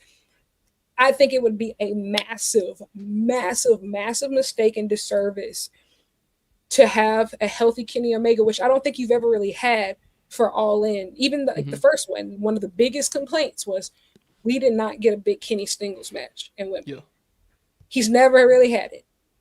Like, like I just don't imagine. And I think if Bryan Danielson, like, who's amazing, right? Like if Bryan Danielson main events Wembley Stadium and Kenny Omega doesn't, I think that is an absolute like. Bro, Adam Cole has, So. Yeah. But don't say it like that. I think, never mind Brian, bro. I agree. Like Kenny, it's an important. I don't think it's a matter of Kenny being the wrong choice. I just think they are of the belief that Max is the right choice, and I think that's going to come down. It's momentum, isn't it, and time, and Max. I think Max is losing tomorrow, bro. I think Max is going to lose tomorrow and win it back in New York. Is my gut feeling. I don't know. But that's just my feeling. I I don't know I how they agree. get there or who he defeats or drops to and wins it back, but I just think that he's walking into Wembley as the Yeah. champion. You Yeah, me know, too. I'm not completely sold on him dropping tomorrow, but then again, I think I said at the start of the show, it's like to put Darby in his position now to have him not win would be quite brutal. So it's like it's got me in this. I don't know, you know, but yeah, I don't think any of the options are like awful.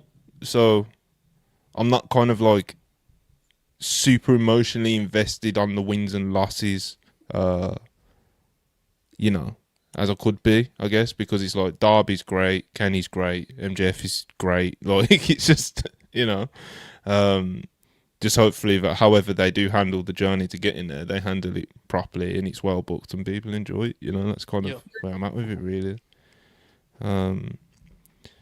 But yeah, man, AEW Dynasty, Darby versus MJF tomorrow. Big things going on. Is there anything else big on tomorrow's Dynamite? Because it Willow is versus a spring break. Willow versus Camille, man. No, yeah, spring breakthrough. I don't. Oh, Kevin Knight versus Claudio Castagnoli, new TNT champ. That's his first defense. So Nice. Jet nice, FC nice. will be seated. Okay. All right. So enough dub talk, I guess. Yeah, mate. It's WrestleMania week. I think, as me and Joe say, every single Friday, the longest road to WrestleMania ever. But it's finally WrestleMania week, bro. If we can see the light at the end of the tunnel, it's not a very good light. It's a dim, flickering, dying light, but it's a light nonetheless. You know what I'm saying? The show's nearly here. A lot of twists and turns. A lot of people, a lot of matches have been kind of like, shuffled around, mixed around. People think this is going to happen, but this happens, and blah blah blah. Do you know what I mean? We've had a Pat McAfee fucking twist. We've had all kinds of shit, bro. But throughout all that, I think one of the conversations has been like, "Oh, what's EO's match going to be? What's EO's match going to be? Is she going to be in a tag match? Is she going to be wrestling Asuka?" There's a point where me and Joe, I think even Lyric as well, like months ago, were talking about, EO versus Rhea is so fucking obvious. EO was, it's quite awful, quite clearly WWE's MVP from 2025. She swept like 4 awards at our end of year awards. And, she absolutely swept. And, it was like maybe she's going to get the Asuka match, which obviously, even though that would have been like really good on the night, it's obviously quite far removed from like having like the blockbuster with Rhea Ripley at Mania. Do you know what I mean? And we've had Kale, we've had other big fans of EO Sky very much stressing in the live chats and on Twitter. And ultimately, as it stands right now, EO Sky is not on WrestleMania 42 at all. And there's still Friday Night SmackDown. They've still got Twitter to tweet out announcements if they would choose to go that route, But as of right now, EO Sky is not on WrestleMania at all, which is honestly absolutely insane. Like, I know we do this probably like every year with like someone or some, like, do you know what I mean? Like one of the top stars or somebody who's emerging. Like, oh, how's this person not on Mania? How's that person not on Mania? Like, oh, this person should be doing this at Mania. Like, we do it all the time, but I do think this year, EO Sky and Carmelo Hayes not making the card at all is absolutely criminal, bro. Yes. Yeah. When you look at their body of work over the past 12 months, I think it's absolutely criminal. A few weeks ago, man, I sat on this show and I said, I think that WWE ranks EO extremely highly, but only in relation to Rhea. And several people in the comments tried to tear me to shreds.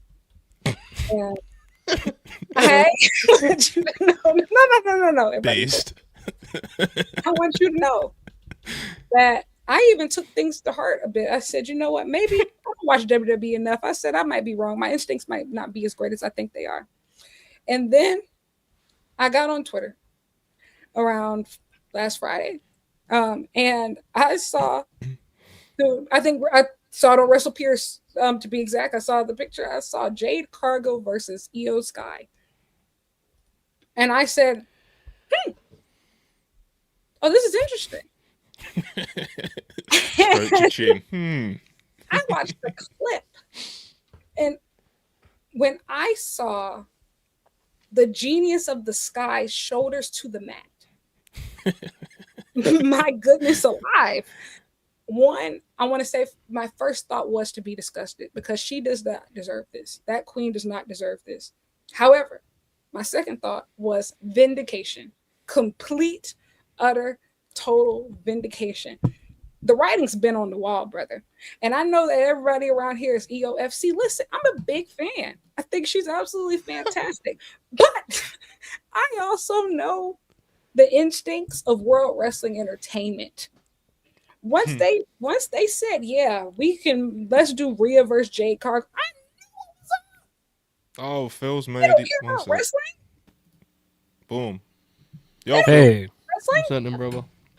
I was still dealing with internet stuff. I was laughing because I pulled up the stream while the technician was here, and I caught the tail end of this Will Ospreay thing, and I was like, We needed you This right there, Phil. This what you're jumping into.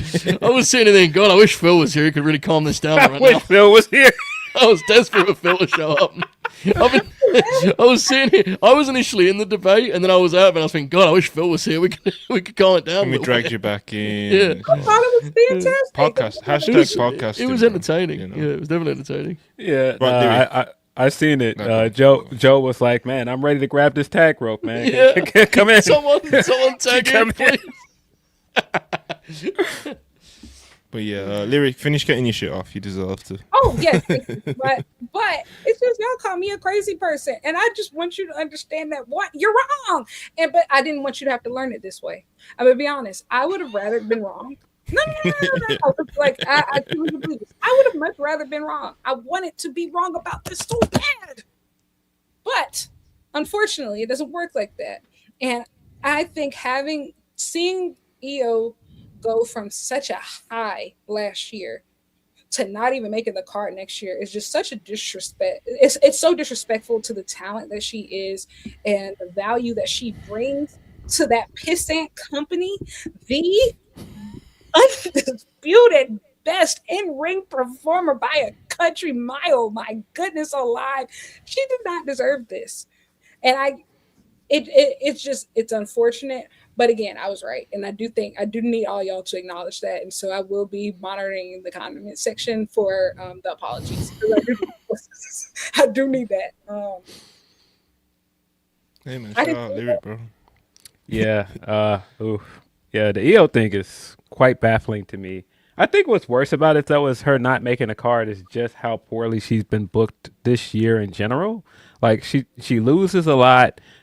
She's taken beatings to, like, this new iteration of the baddies, and then she needs a person that you've pointed out on your show cannot beat her to rescue her at every turn, and it makes her look like a sidekick to somebody that, again, never got the actual win over her. You didn't do the work to show us that Rhea is a better performer than her, and now she's rescuing her at every turn. It just doesn't make sense. It doesn't make sense at all.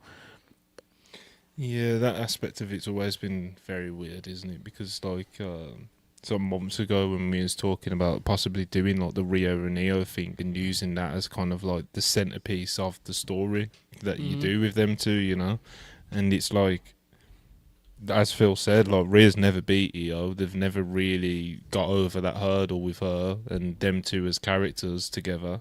And but here we are going into WrestleMania. You know, Rhea's in the world title match. EO's doing nothing as of right now, and you know, EO's very much presented, as Phil's just highlighted with examples, as the little sister, which is kind of like. It's weird, and I get like Rhea is like one of the biggest stars of the 2020s, and she's like top girl in WWE and everything. But it's like you can still like even if you want to kind of present Rhea as more the, you know, the cover star and all that, like you can still do that without fully like little sistering Io Sky. Like, I don't think there's any reason for Io to be little sistered. It's been gradual too. Like for a bit, they actually did totally feel like equal stars in the team, and then just it's gradually become more that way. And then the last couple months, it's gone extremely in that direction. It feels like almost in the blink of an eye, it felt like they took a real sharp turn on that stuff. I thought so. And I don't know if it's just me. I think this Rhea and Jade stuff has made Rhea look worse at every turn. I want Jade to win this match. I don't want Rhea to win. See, that's what you know. They've done some things at that company, you know, where you just throw your hand up like, fuck it, have Jade win. Just have Jade win, bro. Like, I don't think any of this stuff with Jade and Rhea has been good. No. Especially after the Twitter kerfuffle. Oh God. We haven't gotten anything nearly as interesting on TV from either of these wrestlers. I mean, if this is Jade winning and Bianca is back to save us from this by SummerSlam, then great. Or not SummerSlam, whenever. Backlash. Backlash whenever. But like Friday. If the move here is just putting the belt on Rhea in this form as a character, I am not interested at all. No, I'm the same. Whereas like Jade, you can kind of go to the drawing board and be like, all right, who can Jade put over? You know? And obviously if you got Bianca in your back pocket, you know, that would be obvious, wouldn't it? But go on. You got peace out. Yes. But this was fun. I do still want my apologies. You can tweet them to me if you like. Chill. You can tweet them. I'll keep an eye on my DMs today. But I did remember that I was dead right about this. And so we do need that. But this was so fun, everybody. This is so fun. Always. Appreciate you. Alrighty. Bye. Have a good day, Lyric. Yeah, man. Yeah, I seen quite a lot of praise for Raw last night, and I didn't think it was very good at all, to be honest. The Mania before Raw, and it just, I don't know, like they love doing pull apart brawl now, and it's like, I don't know, I feel like a lot of it, barring maybe one, maybe two segments on the entire show, just felt like they lacked any real like thought. You know what I mean? Like, it just felt like, oh yeah, just have them go out there and they can have a brawl, or like everything kind of felt like that to me. But except for the Oberfemi segment, and I thought the content of obviously Gunther's reasoning for going after Seth was like a good for their angle and working with the very limited time that they have. But yeah, outside of that, like I can't think of anything that made me like think, oh yeah, this is a well planned or thought out angle or anything. It's like even the main event segment, it's like CM Punk goes out there, yeah, and it's almost like he's, you know, we know CM Punk's online even though he tries to pretend that he's not, yeah. And it's like, you know, CM Punk's probably seen like, yo, this feud's gone off the rails a bit, do you know what I mean? Like the content, and there's no depth to it, and they're just talking about very shallow things and blah blah blah blah blah, all the things that we've said over the past few weeks. And it's almost like CM Punk tries to like reground the feud at the last chance he can do it. Do you know what I mean? On the Raw before Mania, and he even links back all the way to the bit that was praise of like Roman saying that he hated him, and then CM Punk basically tells Roman why he hates him and he envies him, and he tries to add all this depth, and then Roman's just fucking pulling facials, pouting, and then he just does like his almost very generic shit at the end, and it was just kind of like, bro. Yeah, man. Like Roman showed up for this feud, cut one good promo at the start, and has just pretty much just like put his feet up ever since. And I guess that's one of the luxuries of being a star of his size. But Jesus, listen, I know how this is going to sound coming from me. Very well known who I am a fan of in this feud. Punk carried this build.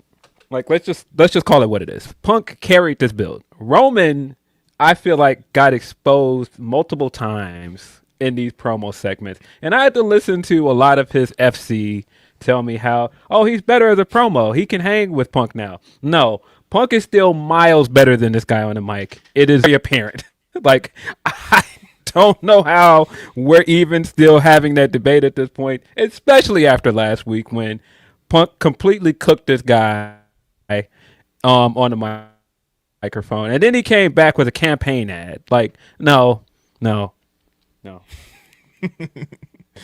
there's definitely levels, and I don't ever want to hear that ever again, bro. I definitely do think there is something to you saying like Roman's kind of like almost exposed himself in this, because it's like he's almost like too comfortable, you know, and it's like this is the main event of WrestleMania, and it's like he's been on autopilot for I don't know how many actual weeks it's been, but it feels like he's been on autopilot for like 6 out of the 7 weeks, you know, and he's just like, bro. Whereas like Punk at least even in the few segments that haven't been amazing or anything, like he's trying things, you know, he's still taking big swings as you would expect him to. The past 2 weeks of promos, the promo at the very start, even when he said that he wants to bury him next to his dead dad and stuff, do you know what I mean? Like he's going for it, do you know what I mean? And he's showing what he can do on the mic, and I don't think we've really seen much of Roman at all, even though he's been there for quite a few. It's mad, like, because he's actually showed up to work quite a few times in this build, and I still feel like I haven't seen him do anything really. It's mad, you know what I mean? Like they've done like 1 or 2 physical angles, I think. I don't know. No wrestling at all. Not one match. Could have had like a really cool trios match, couldn't they, with the Usos and. Something like I don't know. Even if it's Punk and a tag team partner against the Usos, something. You could have did something. We got nothing. Yeah. And then I think, like, to show completely how tone deaf this is, he runs the campaign ad on Monday. And then he comes in at the end when everybody else, including your audience, is like, hey, this Pat McAfee stuff stinks. He's like, hey, man, I like Pat McAfee. Hey, but I never let him run his mouth like that against me, man. Could never. What?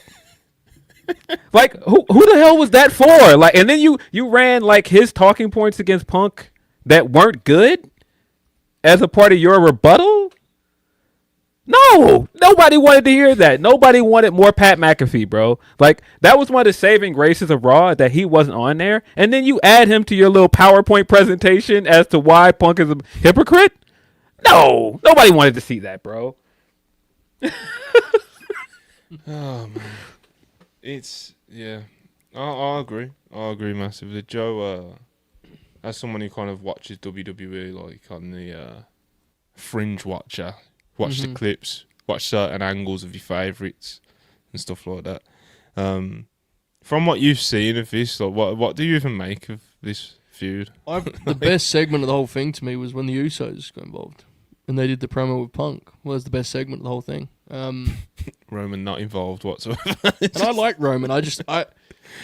He's gone into a mode where I just think his whole thing is always like he's above it all, right? And he's kind of just, it's not that fun to watch after a while. I find it kind of, there's a gloss to everything he does that I think makes it hard to sink your teeth into it. I find personally, and I'm a fan, so I'm not even kind of from a biased point of view. Like, I wish I was more into stuff he's doing, but I thought the most real segment was when it was Jimmy and Jay opposite Punk, which is not really a great sign.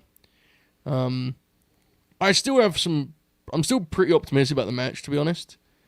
But it's definitely been messy. Definitely been messy for sure. I don't know. Even though I'm still optimistic about the match, I was like, I don't know, like with Roman. I think we all expect Roman to win still, you know, and I'm not as excited as I wish I could be at what the fuck that looks like in 2026, you know. Roman's just, again, like, he's just kind of in this weird place, I think, now in his career where he's like,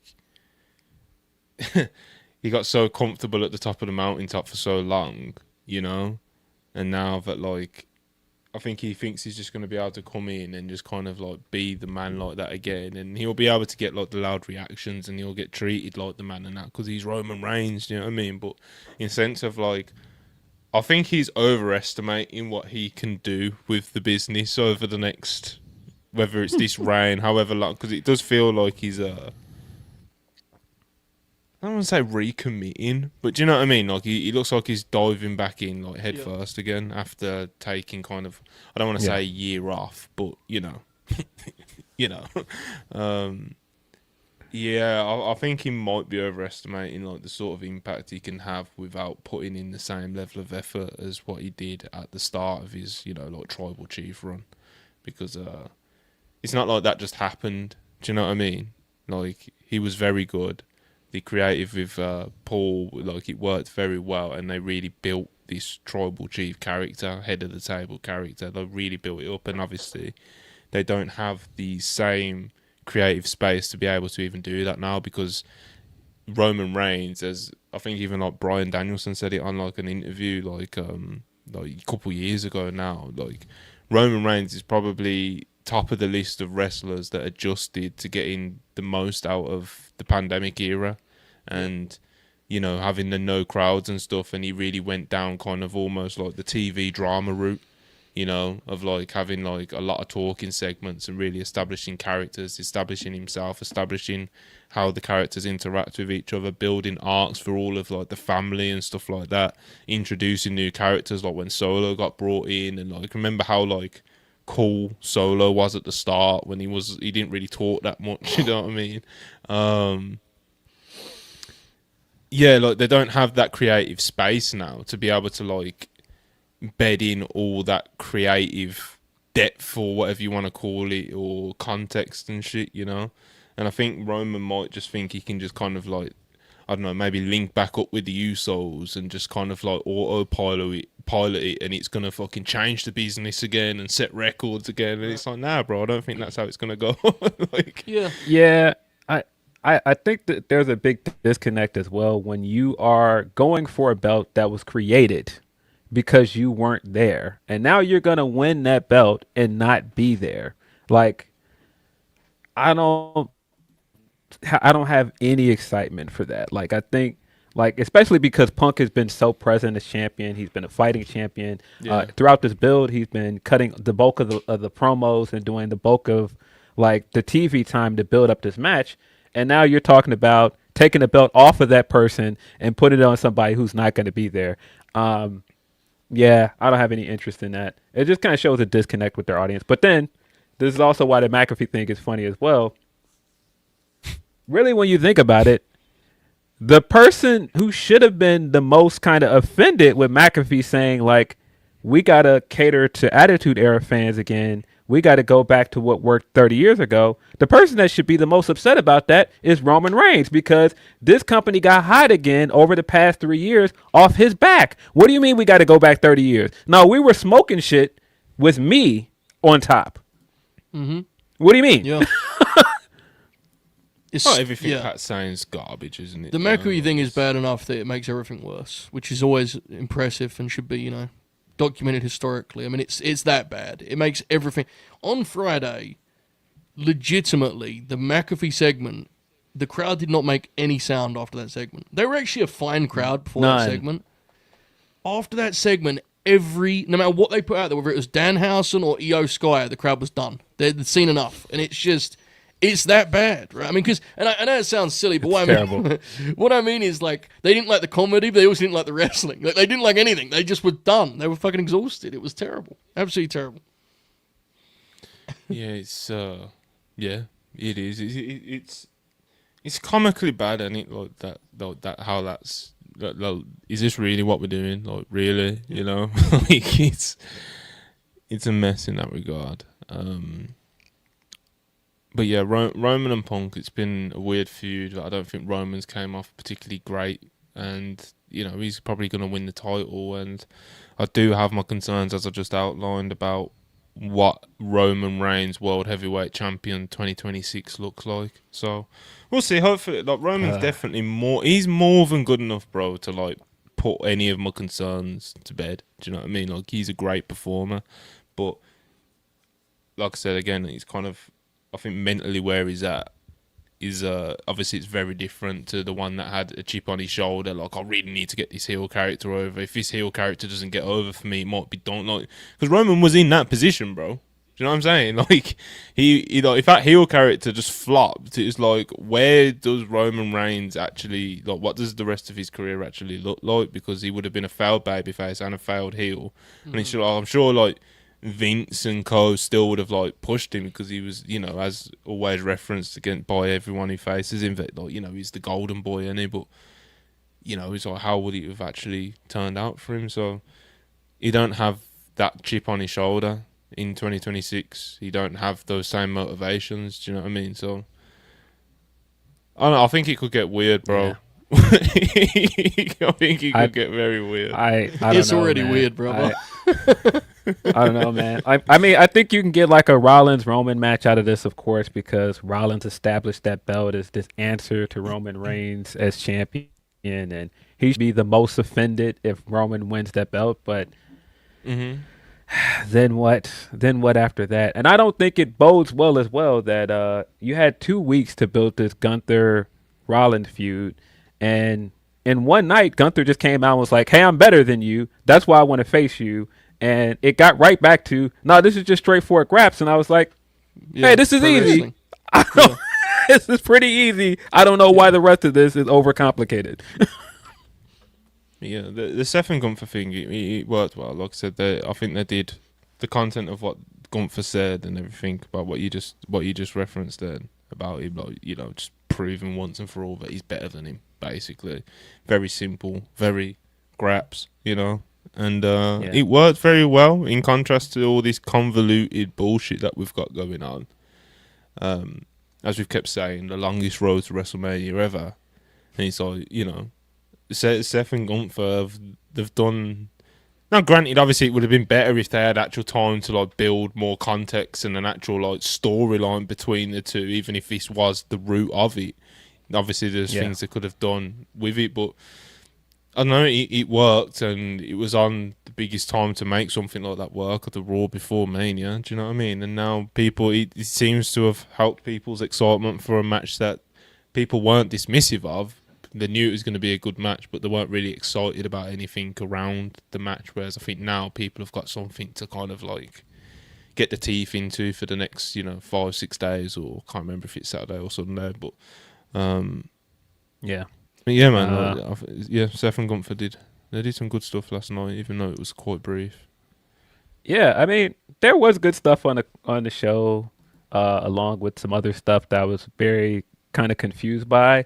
We got a very random Liv Morgan music video, and I was just staring at my screen when it was happening. I was like, this company wants to do everything but wrestling. Like, I swear, it feels like they want to be everything but a wrestling company. Bro, there's so much bullshit like that in the video packages and everything, and it's like always, like I'll briefly mention from time to time that, like, watching Raw in the called the Ibu method, like starting it late, and because there's so much filler and crap that, like, if you start it like 30 minutes, 45 minutes late, you can pretty much catch up in time for like the latter end of the show, because you can just skip through all the ads and stuff. Last night, bro, the Raw before Mania. Yeah, I started Raw, Joe, at 2:30 a.m. Yeah, so 90 minutes in. So 90 minutes in, I was caught up with everybody by the time Punk and Roman were walking out. That's That's how much like ads, filler, video packages I weren't interested in. Like, that's how much crap. And bro, on my mum's life, I skipped one match. That's it. I skipped one match. What was the match? I'm not intrigued. Or, you can kayfabe. You can kayfabe on. So. It was a trios match. Oh, it was the MFTs match. Okay, yeah, the MFTs match. Charlotte and Lyra looked pretty good. I watched that. Yeah, that looked good. Yeah, it was pretty good. I watched everything. You know what I mean? I didn't miss anything. Like, I started it 90 minutes late, bro. Like, the matches was the MFT 6-man, Charlotte Lyra, Io Kyrie, right, and then one other which them. Was Io Kyrie was kind of crazy. And like I didn't said, look so good, the that Raw match, before yeah. Mania, bro. The Raw before Mania, where you'd think, last chance to like really add some heat to angles and do something big, or do you know what I mean? Or even have matches to kind of like set up things and blah blah blah blah. Blah. It's just like, bro, and you've got like over 90 minutes of just like pure fucking filler, bro.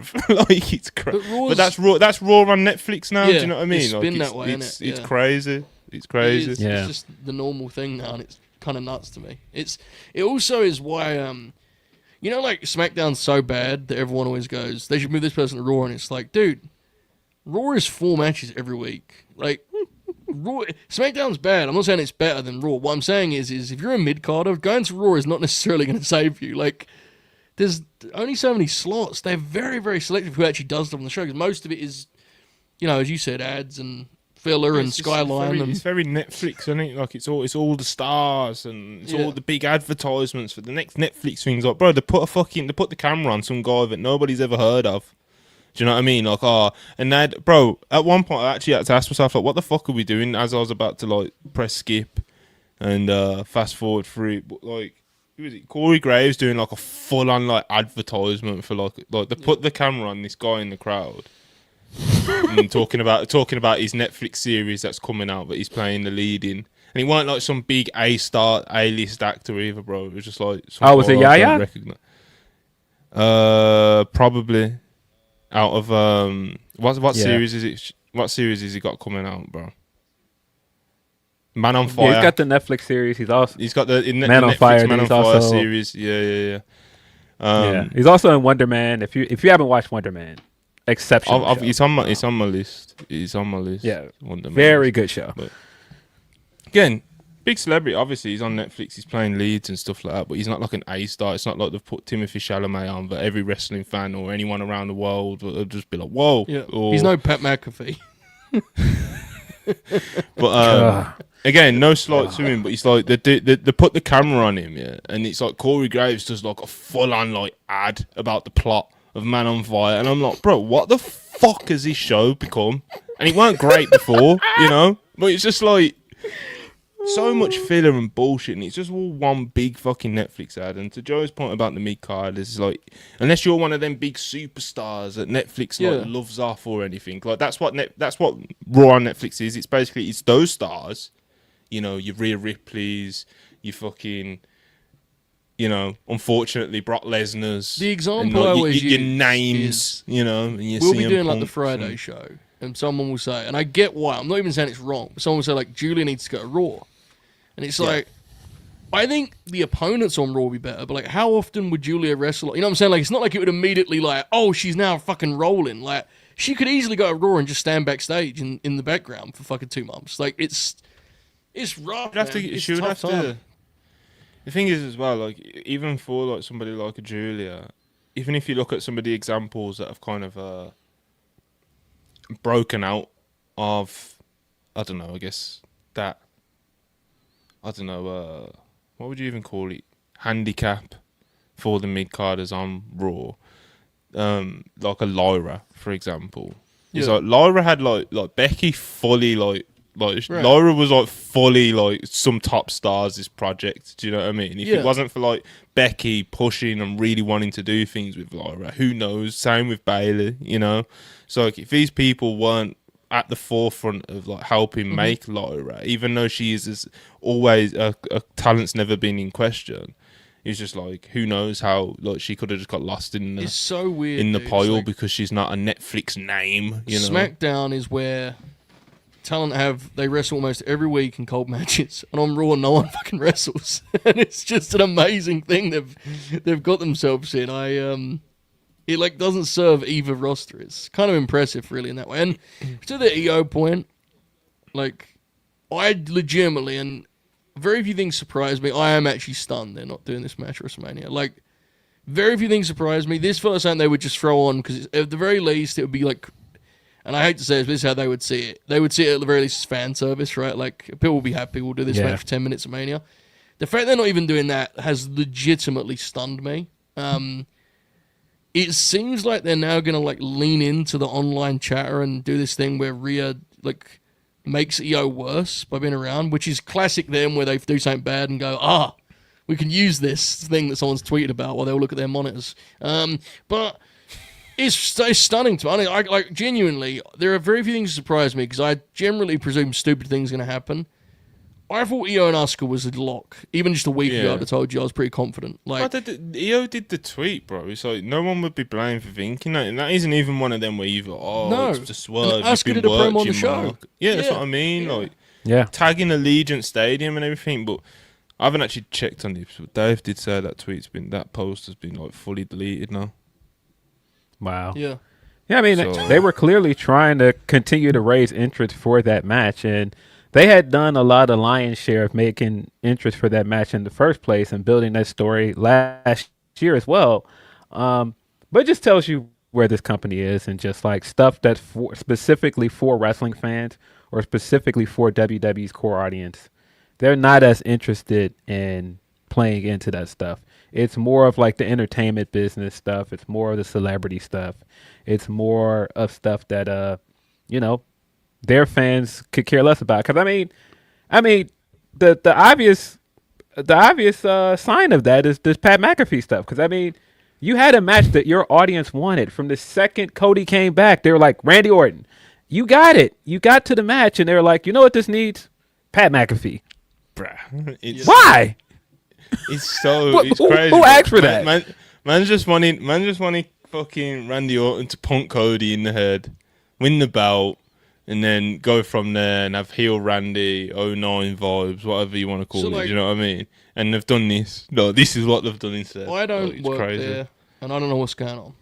You sure? Triple H has a lot of faults to book, right? A lot. And and you guys know me. I'm not in the business of playing defense Triple H. However, Io and Asuka not making this card is maybe the biggest sign yet that he is a guy who has genuinely just thrown the towel in. Like, to me, that is the biggest sign yet that he has gotten to a point in this process where it's like he's just now it's not a compliment to him because to me that's almost worse that he's just kind of gone fuck it, what does it matter?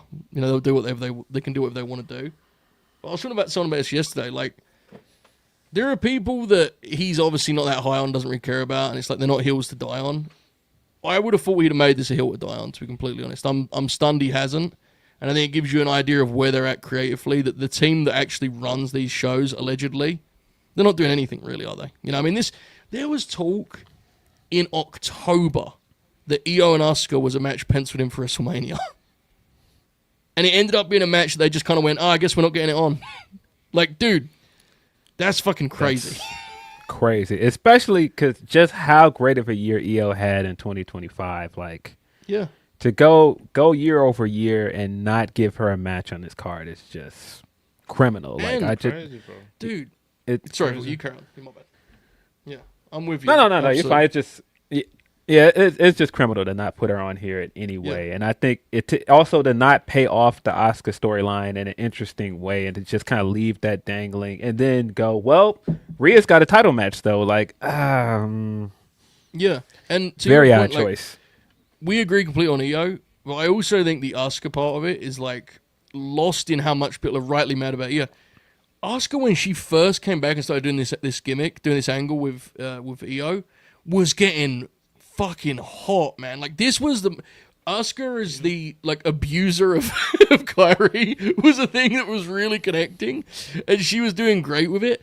And it felt like as soon as they won the tag belts, they completely lost like the way they were presenting Asuka. They just became just another team that would lose all the time. Like, it's been so bad on so many levels. It's staggering, really. Very little surprised me. This has surprised me. I'm stunned they're not doing this match.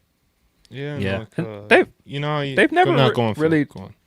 Sorry, they've never really done right by Asuka at WrestleMania either. When you go across her entire career, like, she doesn't have a signature moment at WrestleMania. Arguably the Charlotte match, but she lost that match. Like, yeah. And I mean, when you look like a signature moment would be her losing to Charlotte. Yeah. But I mean, like, even when you look at like the build to the WrestleMania 35 main event and how they had her lose 2 weeks before and then put her in the Battle Royal, and just like, there's so many like chances to do something. I mean, the Charlotte match in question, Asuka won the Royal Rumble that year. Won the Royal Rumble, and that's kind of like gone forgotten. Yep. Yeah, it's it's just a weird record to look at. But I think to what you're saying about Triple H, like signals that Triple H may or may not have thrown in the towel at this point. I think that's kind of, I guess, what I was slightly getting at the start when I said that, like, none of the angles felt like they had like a lot of thought put into them, considering this is the Raw before Mania, you Right. know, and like barring, you know, like the Ober angle and, you know, the content of Gunther's promo, like none of the show really felt much more than like, let's put these two people out there who are fucking rivals at the moment, and they're gonna have a brawl, and we're gonna pull them apart, and like, it was just everything just felt very kind of just like, again, there's not really a lot of thought considering this was like your last Raw before Mania, and it was just kind of like, wow, like Triple H really isn't, you know, if he even how much of this is like his thing. I think you've said this like months and months ago now, Joe, but it's like when Triple H first came in, bro, like you could see, and I know that he was trying, obviously, to kind of get rid of the Vince stench creatively, but like you could clearly see like his fingerprints over everything, very heavy-handed in that sense, like more so than in NXT. But of course, that's again because he was trying to get rid of that Vince stench. But even after like the good faith or whatever was starting to build, and everyone was like Triple H, God, all this sort of shit, you know, so good that Vince isn't here no more, blah blah blah blah blah, and all that good faith built. You could still kind of see his fingerprints over the show with certain angles, certain presentation of certain characters, blah blah blah, even certain finishes and stuff like that. You could be like, oh, that's Triple H, you know. Whereas I think over the past however Dude, long we've been talking about this for genuine like a year now. yeah, It's been exactly. For like the past like year, 6 months, 9 months, how it's been a while. The shows have lost that distinct style or flavor to the certain angles or segments and stuff like that. Like, what was the last angle that felt, you know, like a Triple H angle? Like, and I do think we do have a big enough sample size through NXT and those first few years of his main roster booking to be like, that's a Triple H style angle. That's a Triple H style match or finish. You know what I mean? And we're not seeing, even if you don't like it, like we're just not seeing his fingerprints on the show at the moment. The issue is that this talking point has been turned into like a Triple H defense thing, and that's not what we're intending to do. Like it's just not coming off like an observation, isn't it? Yeah, it's not, because I think he's booking after a few years. You see his playbook anyway, so I think he has a million and one flaws. But you can just feel like he's to be completely honest, he's too boring and traditional as a booker to do some of the shit they do. Like his brain wouldn't go to some of the shit they do. You know what I'm saying? Like if anything, he's too dry of a booker to do shit like that. Like it's obvious to me. I don't know. What do you think? Yeah, I think like the closest that I can remember, clearly like the EO Bianca Rhea stuff from last year's WrestleMania felt like a big Triple H angle. Like even like it kind of had his calling card of a title change on TV with EO in it, and the way that they built to WrestleMania and then got the big blow off match at WrestleMania. That felt like his style of booking. That's the closest I can think of.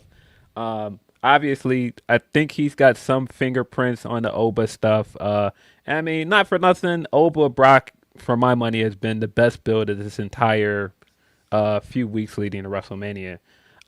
It is very funny that as soon as it got hot, Triple H attached himself to it because, of course. Bro,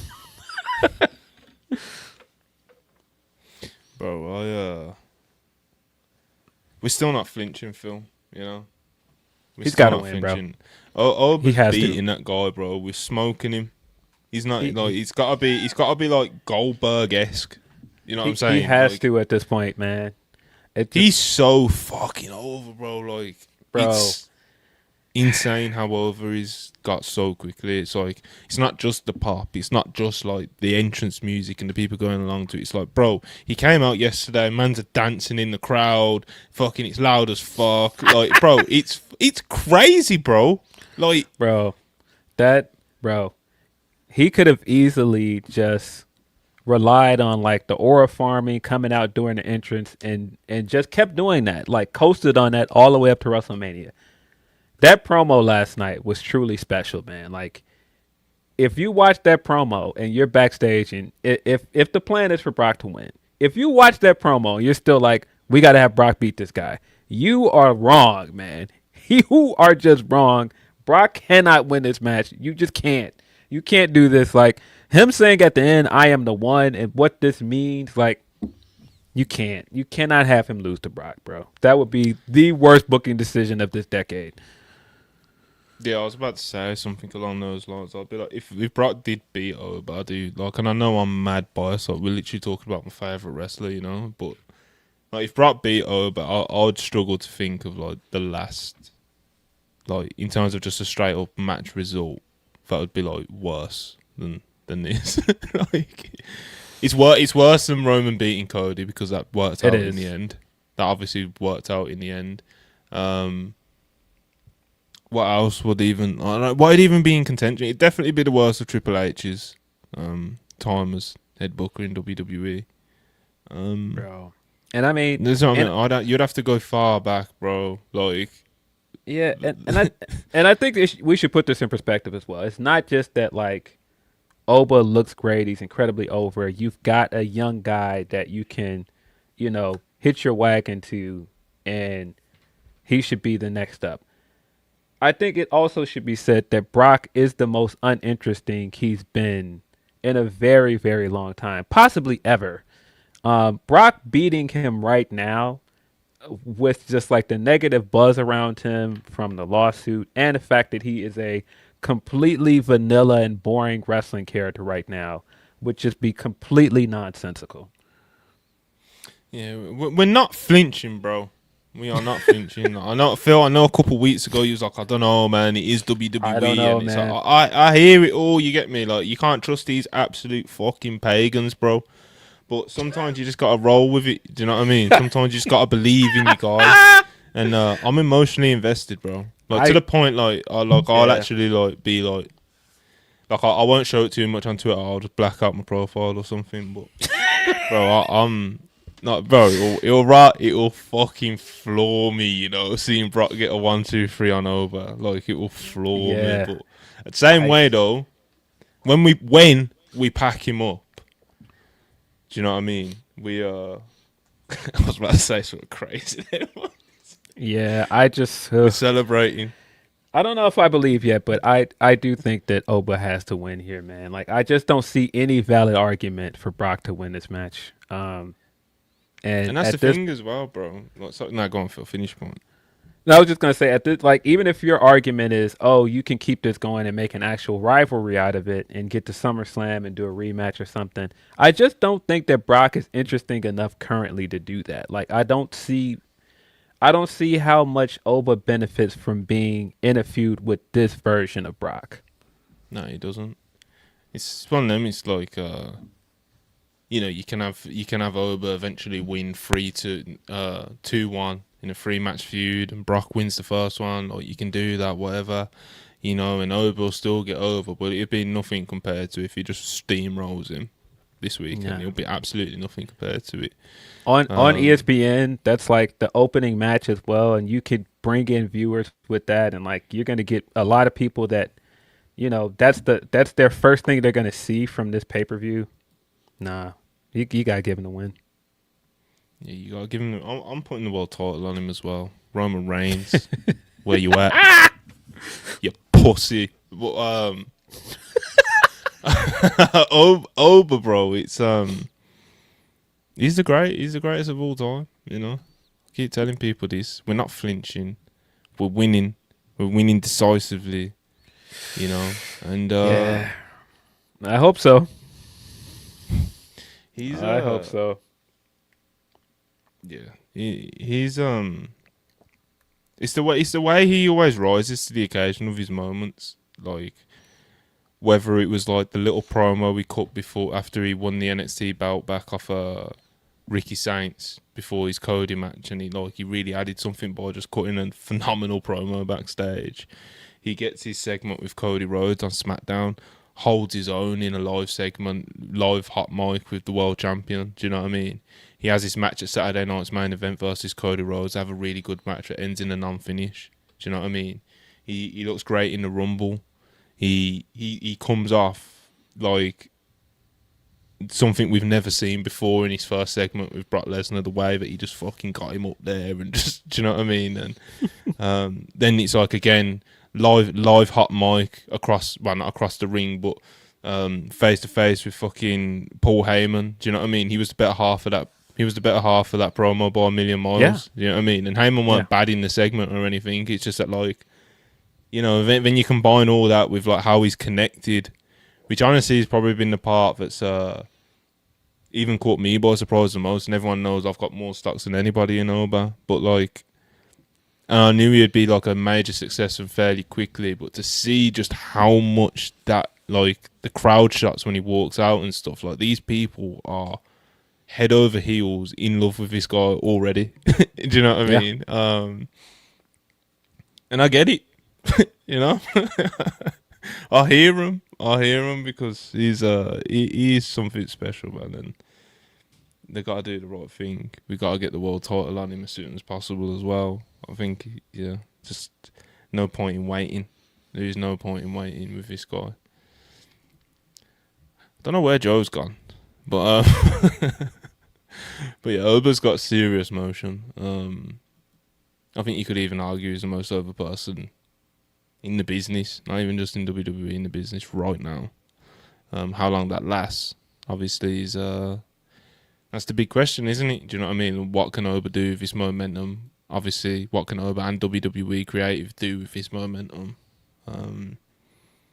But yeah, man, he's a sure thing, bro. He's a sure thing. But there was something I was gonna say, but I can't remember. Maybe it'll come to me through these super chats. But go through these, and then we'll get out of here. Ryan, $13.99. Appreciate you as always. Says Cody and Roman win. They stare down at the end of Sunday.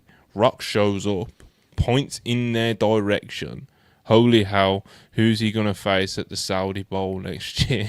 Cinema produced by TKO. Hey man, you can't put anything past them at the moment when it comes to just abusing stars. If that makes sense at the moment. So Yeah. Dwayne. I'd love to see Dwayne, you know, but yeah. I think the best thing you could do if Rock is pulling up, I think, because I do think Punk is gonna lose. I think Punk. Yeah, he's definitely losing. I think Punk Sadly. reluctantly shakes Roman's hand, gives him the approval, rolls out of the ring, and then that's when we get the Rock's music, and we think that they're gonna like duplicate 2014, raise his hand and give him the point, and he comes out, acts like he's gonna shake his hand the same way, completely lays him out. Oh, you're cutting in and out, Phil. I was gonna say, what was my shit? I was like, I just came back. Holy shit. You're just cutting I'm in good. and out. Sorry. Yeah, we lost Phil a little bit, but I'm sure he'll be back. Yeah, I'm sure it's just, you know, a little dip in the Wi-Fi. Right, Joe. Yes, mate. What was he talking about? I don't Dwayne, know. Sunday, thoughts. I don't see it, but I don't think it's impossible. I think they're going to try and pull out some sort of crazy shocker. I think there's going to be some kind of crazy shocker because I think they know the McAfee thing has gone very poorly, so they're going to try and have like a, you know, some sort See, of. I don't know. You know, I like. Stunner. You know, it felt like they knew. I think last week, like this time last week, that fuck, we've messed up with the McAfee thing. Yeah. Do you know what I mean? Like, I could kind of like feel a little bit of that impression coming through. But based off what I saw on Friday, felt more like digging your heels in more than. Mm-hmm. Do you know what I you might be mean? right. Like, if it, I think they genuinely think like this shit's fire, bro. So You may be right. I mean, I'm sure there's different voice in the room. yeah. There's definitely Don't get me wrong. There's probably people in actual WWE creative that are like, this is absolute crap. Do you know what I mean? You know, a couple of talent have said things on podcasts and stuff like that. Does not sound like they're working at all. Then I think there was a report where it was like none of the talent have been briefed about not saying anything negative on shows or anything like that. But yeah, man, it's crap, ain't it? So Terrible. Next super chat, ADL21, $5. Appreciate you as always. This trio versus a conglomeration for the trios belts. Who's the hot tag and who does shenanigans with OC? I mean, I'll do the shenanigans. I don't want to fall down. I can just like kind of Lyric can do the stagger hot off tag. the. I can stagger off Yeah. the Superman punch, you know, something like that. Yeah, listen, man. What would a lyric hot tag even look like? She ran a couple good ones tonight, so there may anything's They weren't possible. hot tags. They were, I don't know, Bruising getting heat jumped. sequence. Yeah. beat downs. It was GMB 199. Trick Sami will be WWE's hottest summer feud IMR. You know, because Sami had such a divisive reaction to his promo on Friday, where he was being like quite clearly he was trying to be like tone deaf. Do you know what I mean? And like naive and stuff. And I thought that was quite clear to anybody that was like who's been, you know, like watching Sami over the past few weeks and months. But obviously, you know, there was such a reaction online. People were like, oh, you know, it's a shame to see Sami like this and da da da. And it's just like, bro, like he's getting the. And like, we've just spent fucking over 2 hours talking about how shit WWE is. But like, you know, like the reaction that Sami was getting out there for the live promo almost was like it couldn't have been more what they were going for. Yeah, it was. You know, yeah. like he was getting boos and he was like, "What you booing me for? I've done nothing wrong," you know. And he's like, "I've got my fans," and there actually was like a small section of people who were like, "Yeah, Sami," and like that's perfect for what they're trying to do. And it's just, you know, and I think they've just made it pretty clear, especially like with a couple reports coming out, I think over the weekend, that they're thinking about doing the double term, which I think we've spoke about for a minute now. Yeah. It feels like they definitely are going to do that. Do you know what I mean? And if they pull it off well, bro, it could be like really, really great, you know. And Sami Zayn being tasked with something like this with the hot new kid Trick Williams, you know, I think they could pull something off really, really cool. But I'm not holding my breath because it's current WWE. Yeah. Do you know what I mean? I think it could be very good. I think it could be very, very good. I'll start this. Harry Fuzz Monty's over going over. Yes, he is, bro. I'm betting on it. I'm betting on it as well. I'm putting money down. I'm putting money where my mouth is on this. Bro. I started this is crazy. It is. You know, if you want to send a free chat in, you know what I mean? It has to be Obafemi related, asking about more confidence in said Obafemi. Do you know what I mean? So if you want to ask me if he's going to win a match, if you want to ask me to rank him amongst other wrestlers and see who I'd put him number one against, then we can do that. You can ask me if I think he's a better prospect than Kurt Angle. What else can you ask me about Obafemi for free? Anything, you know? Will Chisholm, $2, says, did that Oba promo put tears in your eyes? Not tears in my eyes, but a burning flame of pride deep in my soul. Not quite tears yet, you know. When we win the world title at SummerSlam, you know, maybe.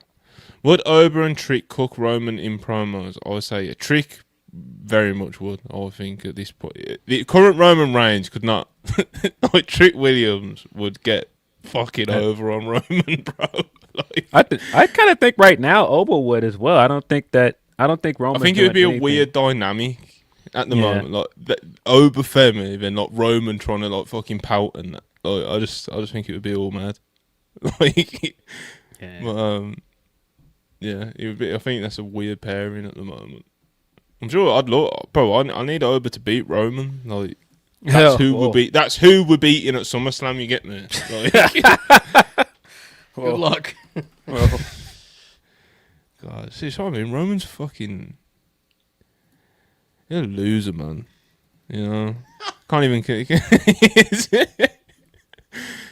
Oh, don't have an that long time member. Appreciate it as always. Triple H's demeanor on this year's WrestleMania week media appearance versus last year is hilarious. A total charlatan and bitch that knows the walls are closing in. Hey man, Yeah. he's weak. He's weak. those clips of him talking to Tessitore, and he's just like, yeah, look, they can't all be winners. Like, I see some of the criticism, and they're like, that's bad. Like, yeah, I saw it. I know it's bad. And it's just like, dude. A scared man.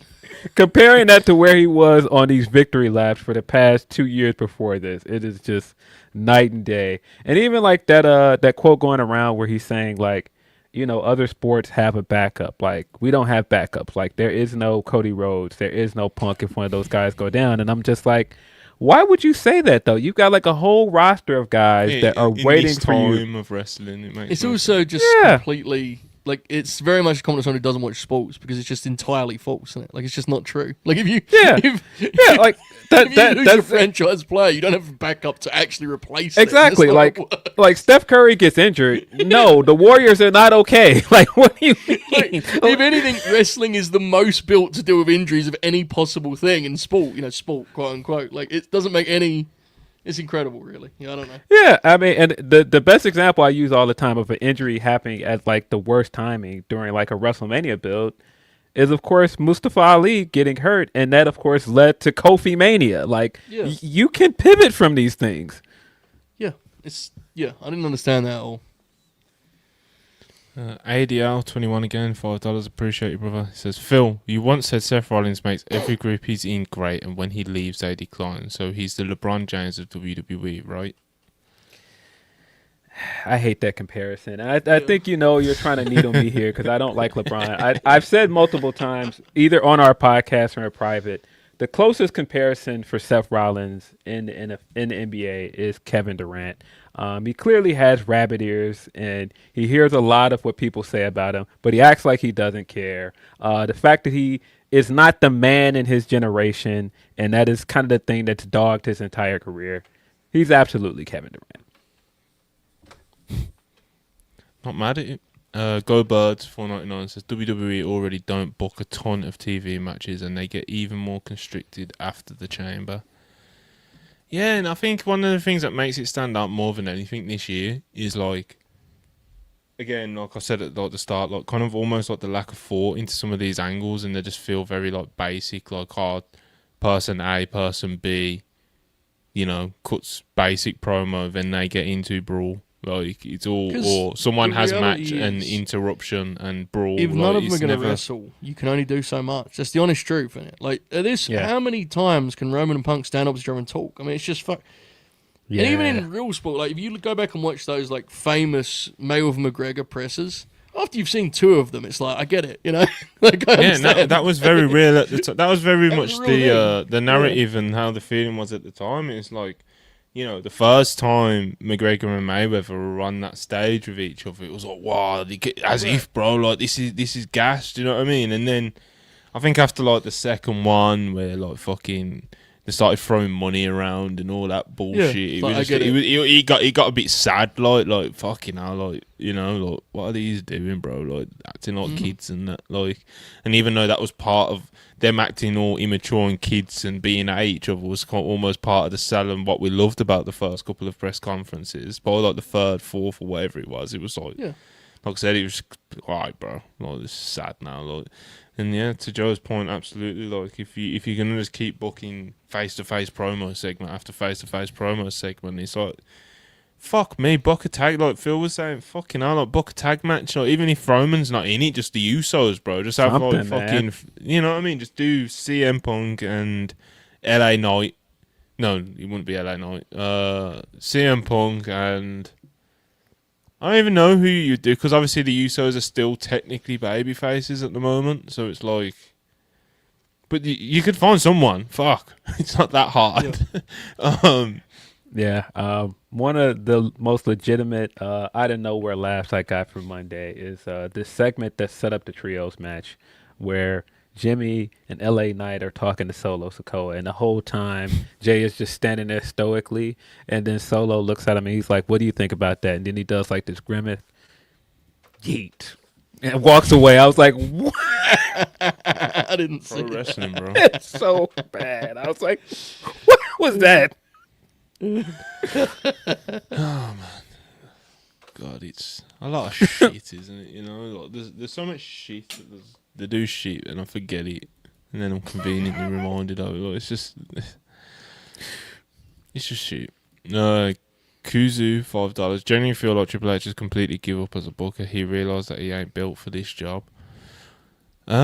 As far as like like obviously we did talk about a few minutes ago about the idea of Triple H kind of figuratively like throwing the towel in. But when it comes to like, I don't think when he says like he realised he ain't built for this job, I think it's just kind of this new ownership.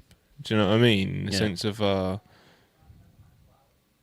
if he was left to kind of just do what he wants and have the odd input from a Nick Khan or whatever, then it would be different to, you know, it feels like TKO, Ari and Co were kind of getting more and more comfortable with kind of like, oh, it'd be really cool if we had this on Mania and this would like get us some views and viral, easy to go viral or sell a few tickets. And this is where you get, you know, reports of Ari Emanuel being the person that pushed for Pat McAfee to being involved in a feud that he has absolutely no business being involved in, you know. And I think things like that have made Triple H check out over the months and year plus or however long they've got more and more involved. But in terms like if you just say like, is Triple H cut out to be a booker in a vacuum? Like, yeah, I do think he is. Do you know what I mean? Excuse the pun, but like he knows how to like, you know, play the game. And that's how he fucking... Do you know what I mean? It's like how he got to his position in the first place, whether it was backhanded politics or stuff that we as fans kind of hold against him at times. Like, they're all things that have got him to where he's at. And they're all things that I think definitely do fit the traits of a pro wrestling booker, historically.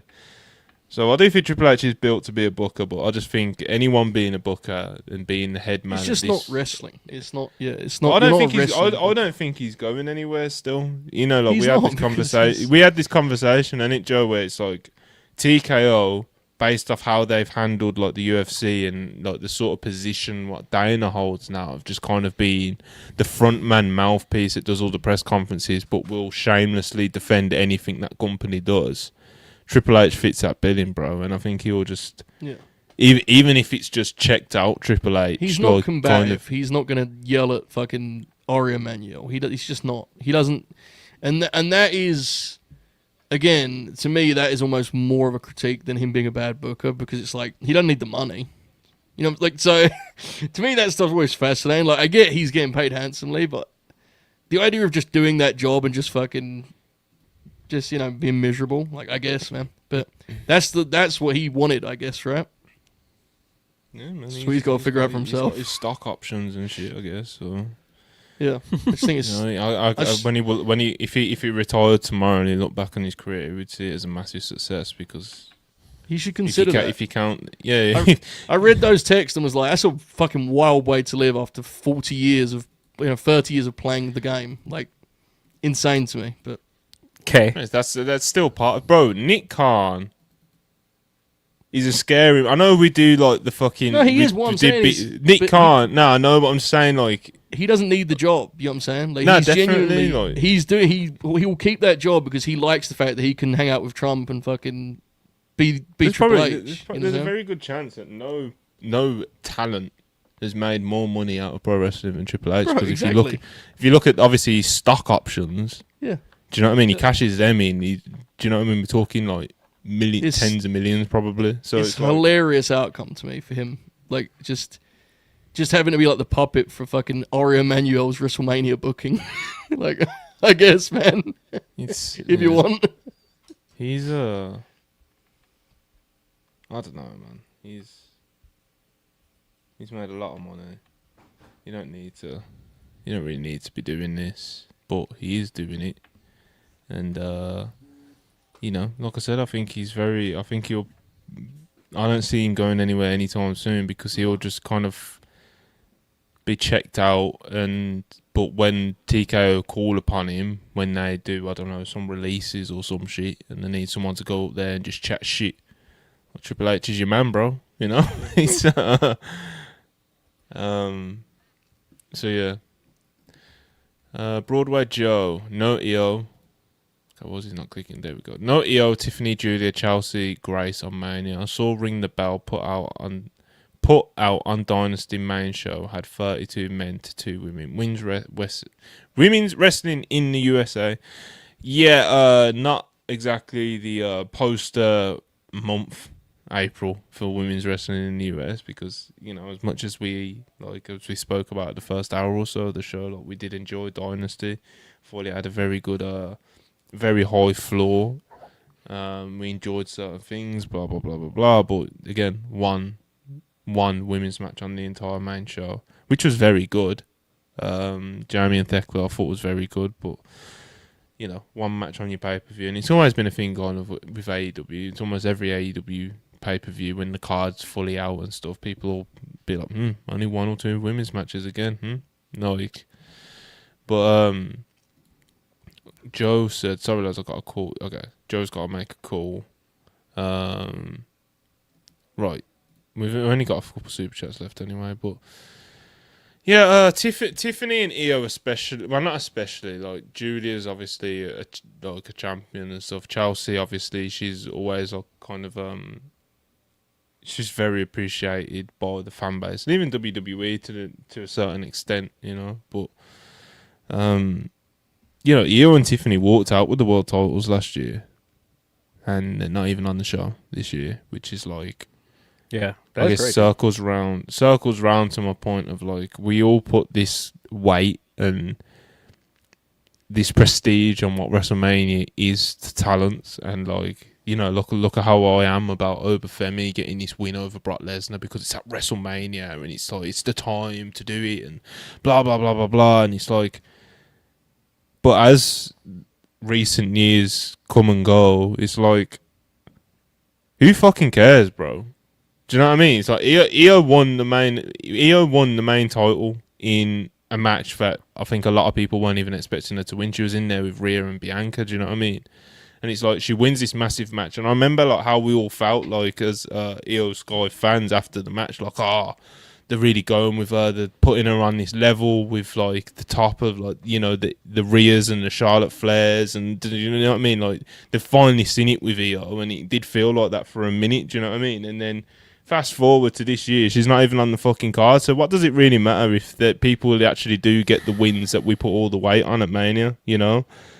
And that's not to say that I think it doesn't matter if Obafemi doesn't beat Brock Lesnar. Of course, like I said, I'd be absolutely floored if it didn't happen. But when things like this happen with your EOs, and Tiffany, again, she didn't have half the year that EO had, but I think for the sake of what we're talking about, was especially regarding the women, it's worth bringing up, man, because it's like we put all this weight and like, this will be huge if this person gets this win at WrestleMania, and they'll be able to do this, and it'll level them up, and it'll take them to the next level, and it'll be something that we'll remember for years to come, and Then it's like, people get these quote-unquote big wins at Mania, and fast forward 12 months, it means nothing, especially in Tiffany's case. Do you know what I mean? It's like, what does that... Like, even Tiffany, it's like her beating Charlotte at Mania after a very kind of, like, janky build, for lack of a better term. It felt like a big moment, like, whoa, as if to put Tiffany over on Charlotte. Do you know what I mean? Like, they obviously love Tiffany. They're gonna, you know what I mean? They're committed to Tiffany, and yeah, she had a long reign and everything, but again, fast forward 12 months, she's not even on the fucking show, bro. Like, so, like, what do these big statement wins on WrestleMania actually mean? You know, so I think WWE definitely need to be careful with that.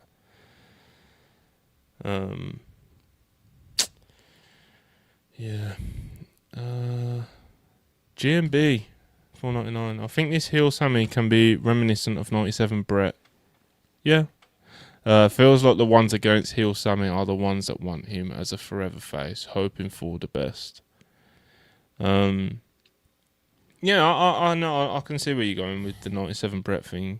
Because, you know, like, much like Brett, like when he was first, like, building the kind of seeding his heel character and stuff, like, Brett didn't do anything wrong, bro. Do you know what I mean? Sami hasn't done anything wrong, really. You know what I mean? Like, you can say, like, the way the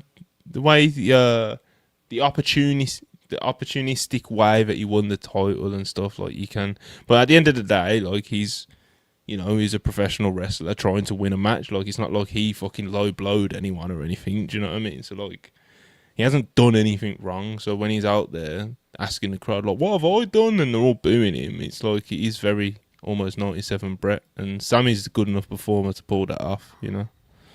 So Yeah, it is kind of wild that they're heading in this direction with a double turn, and you see just how well Trick has been received as a heel, and you've got somebody in Sammy who is a perennial baby face. It shouldn't be this hard.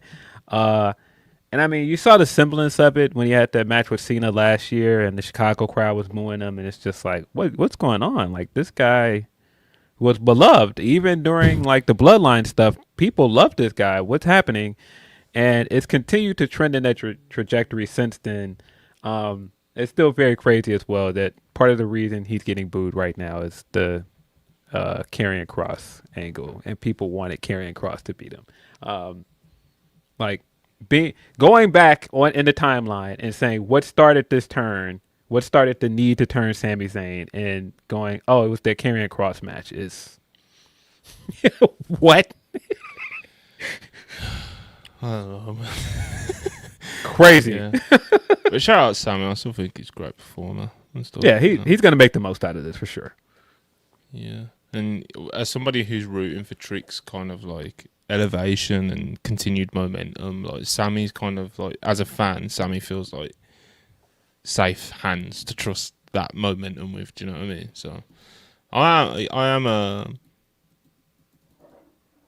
it's probably like one of the only other matches on the entire 2 nights that I actually like have like a genuine like interest and intrigue in. Like, obviously there's Ober Brock, and then nothing else has really grabbed me, man. Like, which is a shame. Like, I don't want to go into Mania not giving a fuck about 90% of the results. Do you know what I mean? Like, but that's just genuinely where I'm at.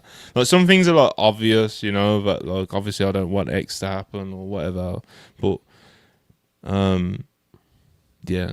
Like, even though it's not so much, oh, this person has to win or the fucked up, this just how whatever they do with the Sami and Trick stuff will, I don't know, it's just interested me. Mavs fan 199 last super chat says, how many lies will Hogan drop on his Netflix doc? I think the framing of the advertising of it has been so fucking weird, bro. Like, I know he's passed away now and they want to do like the big, I don't know, biopic or whatever the fuck, but it's like they're framing it as like real American and like Hogan the American icon and stuff like that in all the advertising, and it's so weird to me because you think like, oh, this is just going to be like a fluff piece, it's going to be gloss, it's going to gloss over things, and it's like, it does feel like it's going to be like that, you know, like, oh, it's just going to be like celebrating the life of Hulk Hogan. Like, that's what it feels like from the advertising. But I think that's so weird because literally on Netflix is the Nobody Speak documentary, which is like about the whole like huge case that came of like basically the leaked Hogan tapes of him being a naughty racist. Like, do you know what I mean? So it's like they have documentaries covering like Hogan being a piece of shit, you know, and now the same people are putting together. Well, obviously it's probably different directors and producers and stuff, but Netflix have now put together this, you know, real American Hulk Hogan documentary, and I don't know, I've just found that weird. Found that really weird. Well, I mean, yeah, you know, WWE and Netflix have a partnership now, and so, you know, you're going to get stuff like this. It kind of feels like when we started getting those AMC docs, and it was very mixed bag. Like, some of them glossed over a lot of stuff, but then some of them, for some reason, were a lot more harsh than they should have been. Like, I'll never forget watching the Macho Man episode on AMC, and I'm just like, why are they like getting into all of this? And then when you watch like the Austin one or the HBK one, it's not nearly as harsh. HBK found Jesus, bro. You know, it's that simple. Yeah. You know, he was a bit of a wild boy. That's how they present it. WWE. It's like, oh, you know, he was a bit of a wild boy, Sean, but he found Jesus. Sean on 7 p.m. in Brooklyn. I still haven't watched this entire interview, but I did watch the part where they were asking him about like his favorite rivalries, and eventually at the end of it, they asked him why didn't he ever have a match with The Rock, and I was sitting there like, okay, Mello doesn't know, but if you're a wrestling fan, you've been a wrestling fan for a long time, we know why that match didn't happen. Like, yes, like it was like the timing of it that like in HBK's heyday, Rock wasn't nearly the big star he was. And then by the time The Rock became a big star, Shawn was already gone with a back injury. And then Shawn came back by the tail end of his height. And, then by that point, Rock was already off to Hollywood. But at the same time, these two guys did not like each other. That has been well documented. And so Shawn gives his answer of like, hey, he didn't like me. And I was just like, you going to explain why he didn't like you or not? Like, and then he tries to. That's always the funny thing with wrestlers, like they get away with, isn't it? Like they can just give like half truths, and it's like, unless you're an Observer newsletter reader for the past however many years, it's like people can get away with just glossing over anything in wrestling. He's just like, he didn't like me, and then I was like, you're not gonna get into why he didn't like you, and then he said, some of the stuff people talked about us hazing him, that's been kind of overblown, and I was just like. Brett talked about it in his book. It's been talked about before. This has been a story for a while. Rock has avoided you for years up to this point. Okay, so that's all the super chats, and we're gonna wrap up. But before we wrap up, Phil, I want to get because you kind of missed a lot of our AEW talk. MJF Darby tomorrow. What do you think's happening?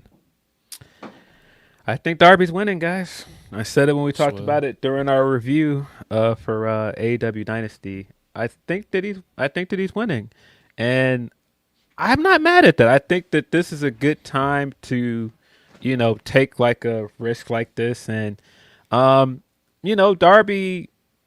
For the talk about Darby leaving and deciding to climb a mountain when they were ready to put the world title on him, he did do this incredibly dangerous thing like climb Mount Everest, and he used that opportunity to promote AEW. He planted the flag up there for AEW. He's been very loyal to this company.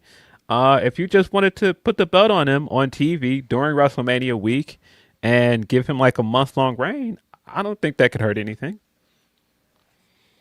Yeah, I don't think it would be that detrimental. I guess it's just like, if they put the belt on him tomorrow, it's all about like, how long is the reign, who is going to be the champion, and what's the match for Wembley, because that's basically what matters, Yeah. At the end of the day, it's like, Darby can have his run with the belt.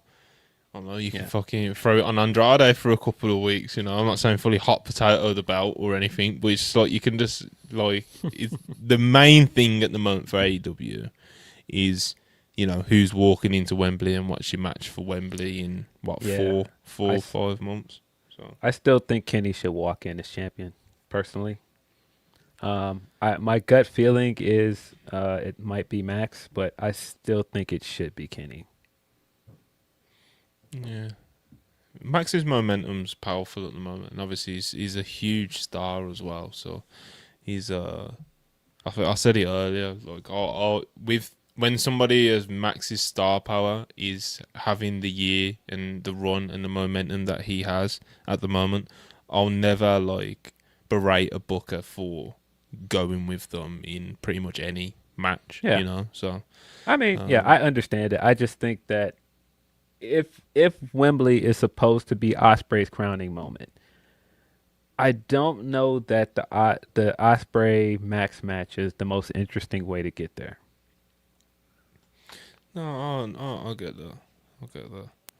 I'm interested. Like I said earlier, I am interested to see how it all plays out, because all these people that we're talking about potentially holding the belt are people that I wouldn't be mad at holding the belt. So yeah, I mean, you can make a very strong argument. This is the hottest AEW's world title picture has ever been.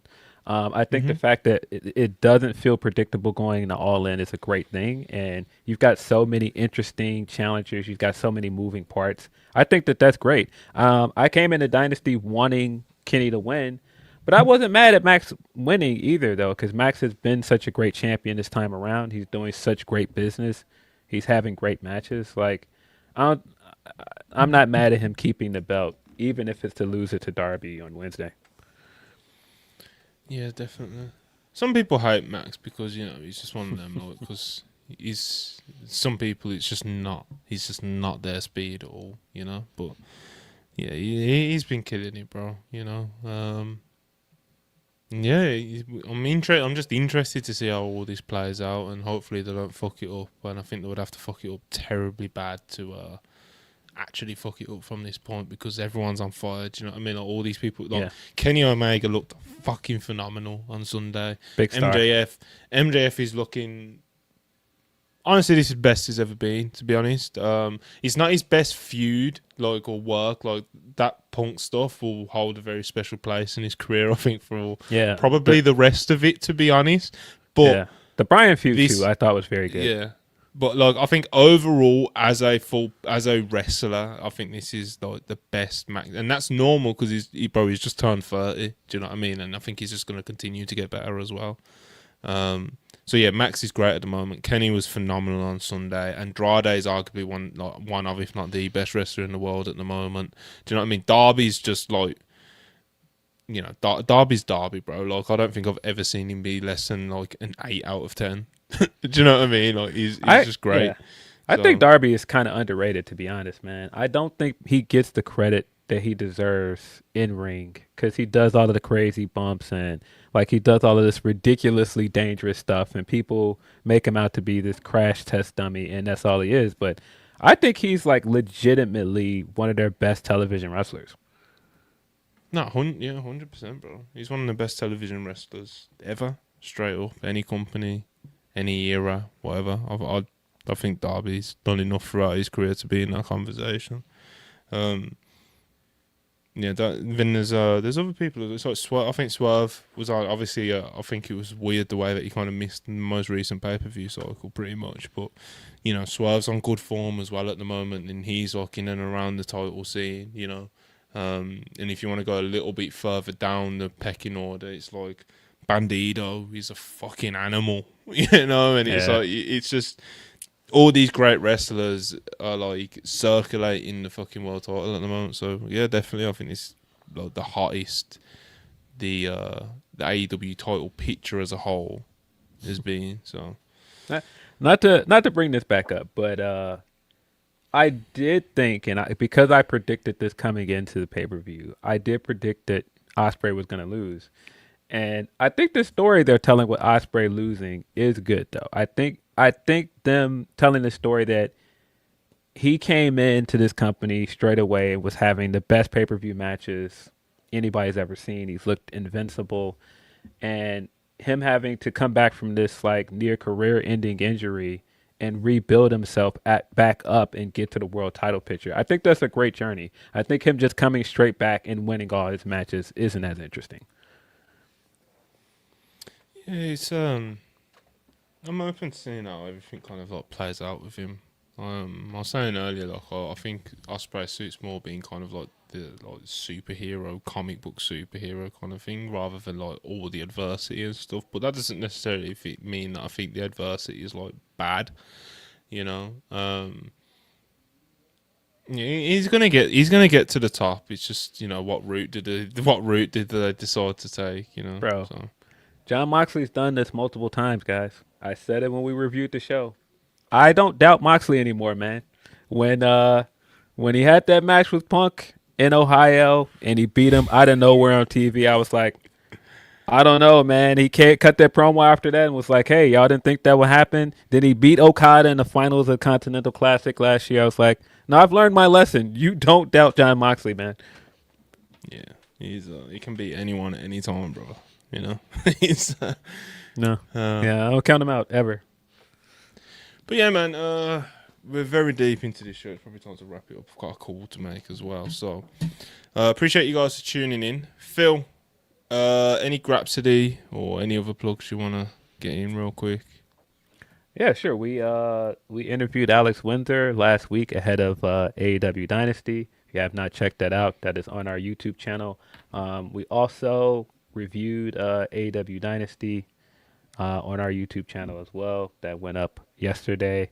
Very busy week. Heading to Vegas in a few days. Then we've got Grapsody again this Saturday, noon Eastern time on Fightful's YouTube channel. I'm sure that'll be interesting, figuring out how I want to record that from our hotel room or wherever. But, you know, this won't be the last time you see my face on the screen I can definitely tell you that much. Good shit, man. But yeah, we'll be back at some point this week. It's Mania week, so there's always stuff going on. Appreciate you guys tuning in as always. Appreciate my co-hosts Phil, Lyric, Joe.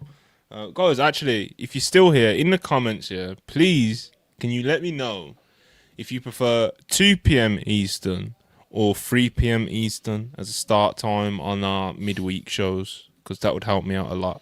So 2 p.m. Eastern or 3 p.m. Eastern, and for my friends in the UK, that is either 7 p.m. or 8 p.m.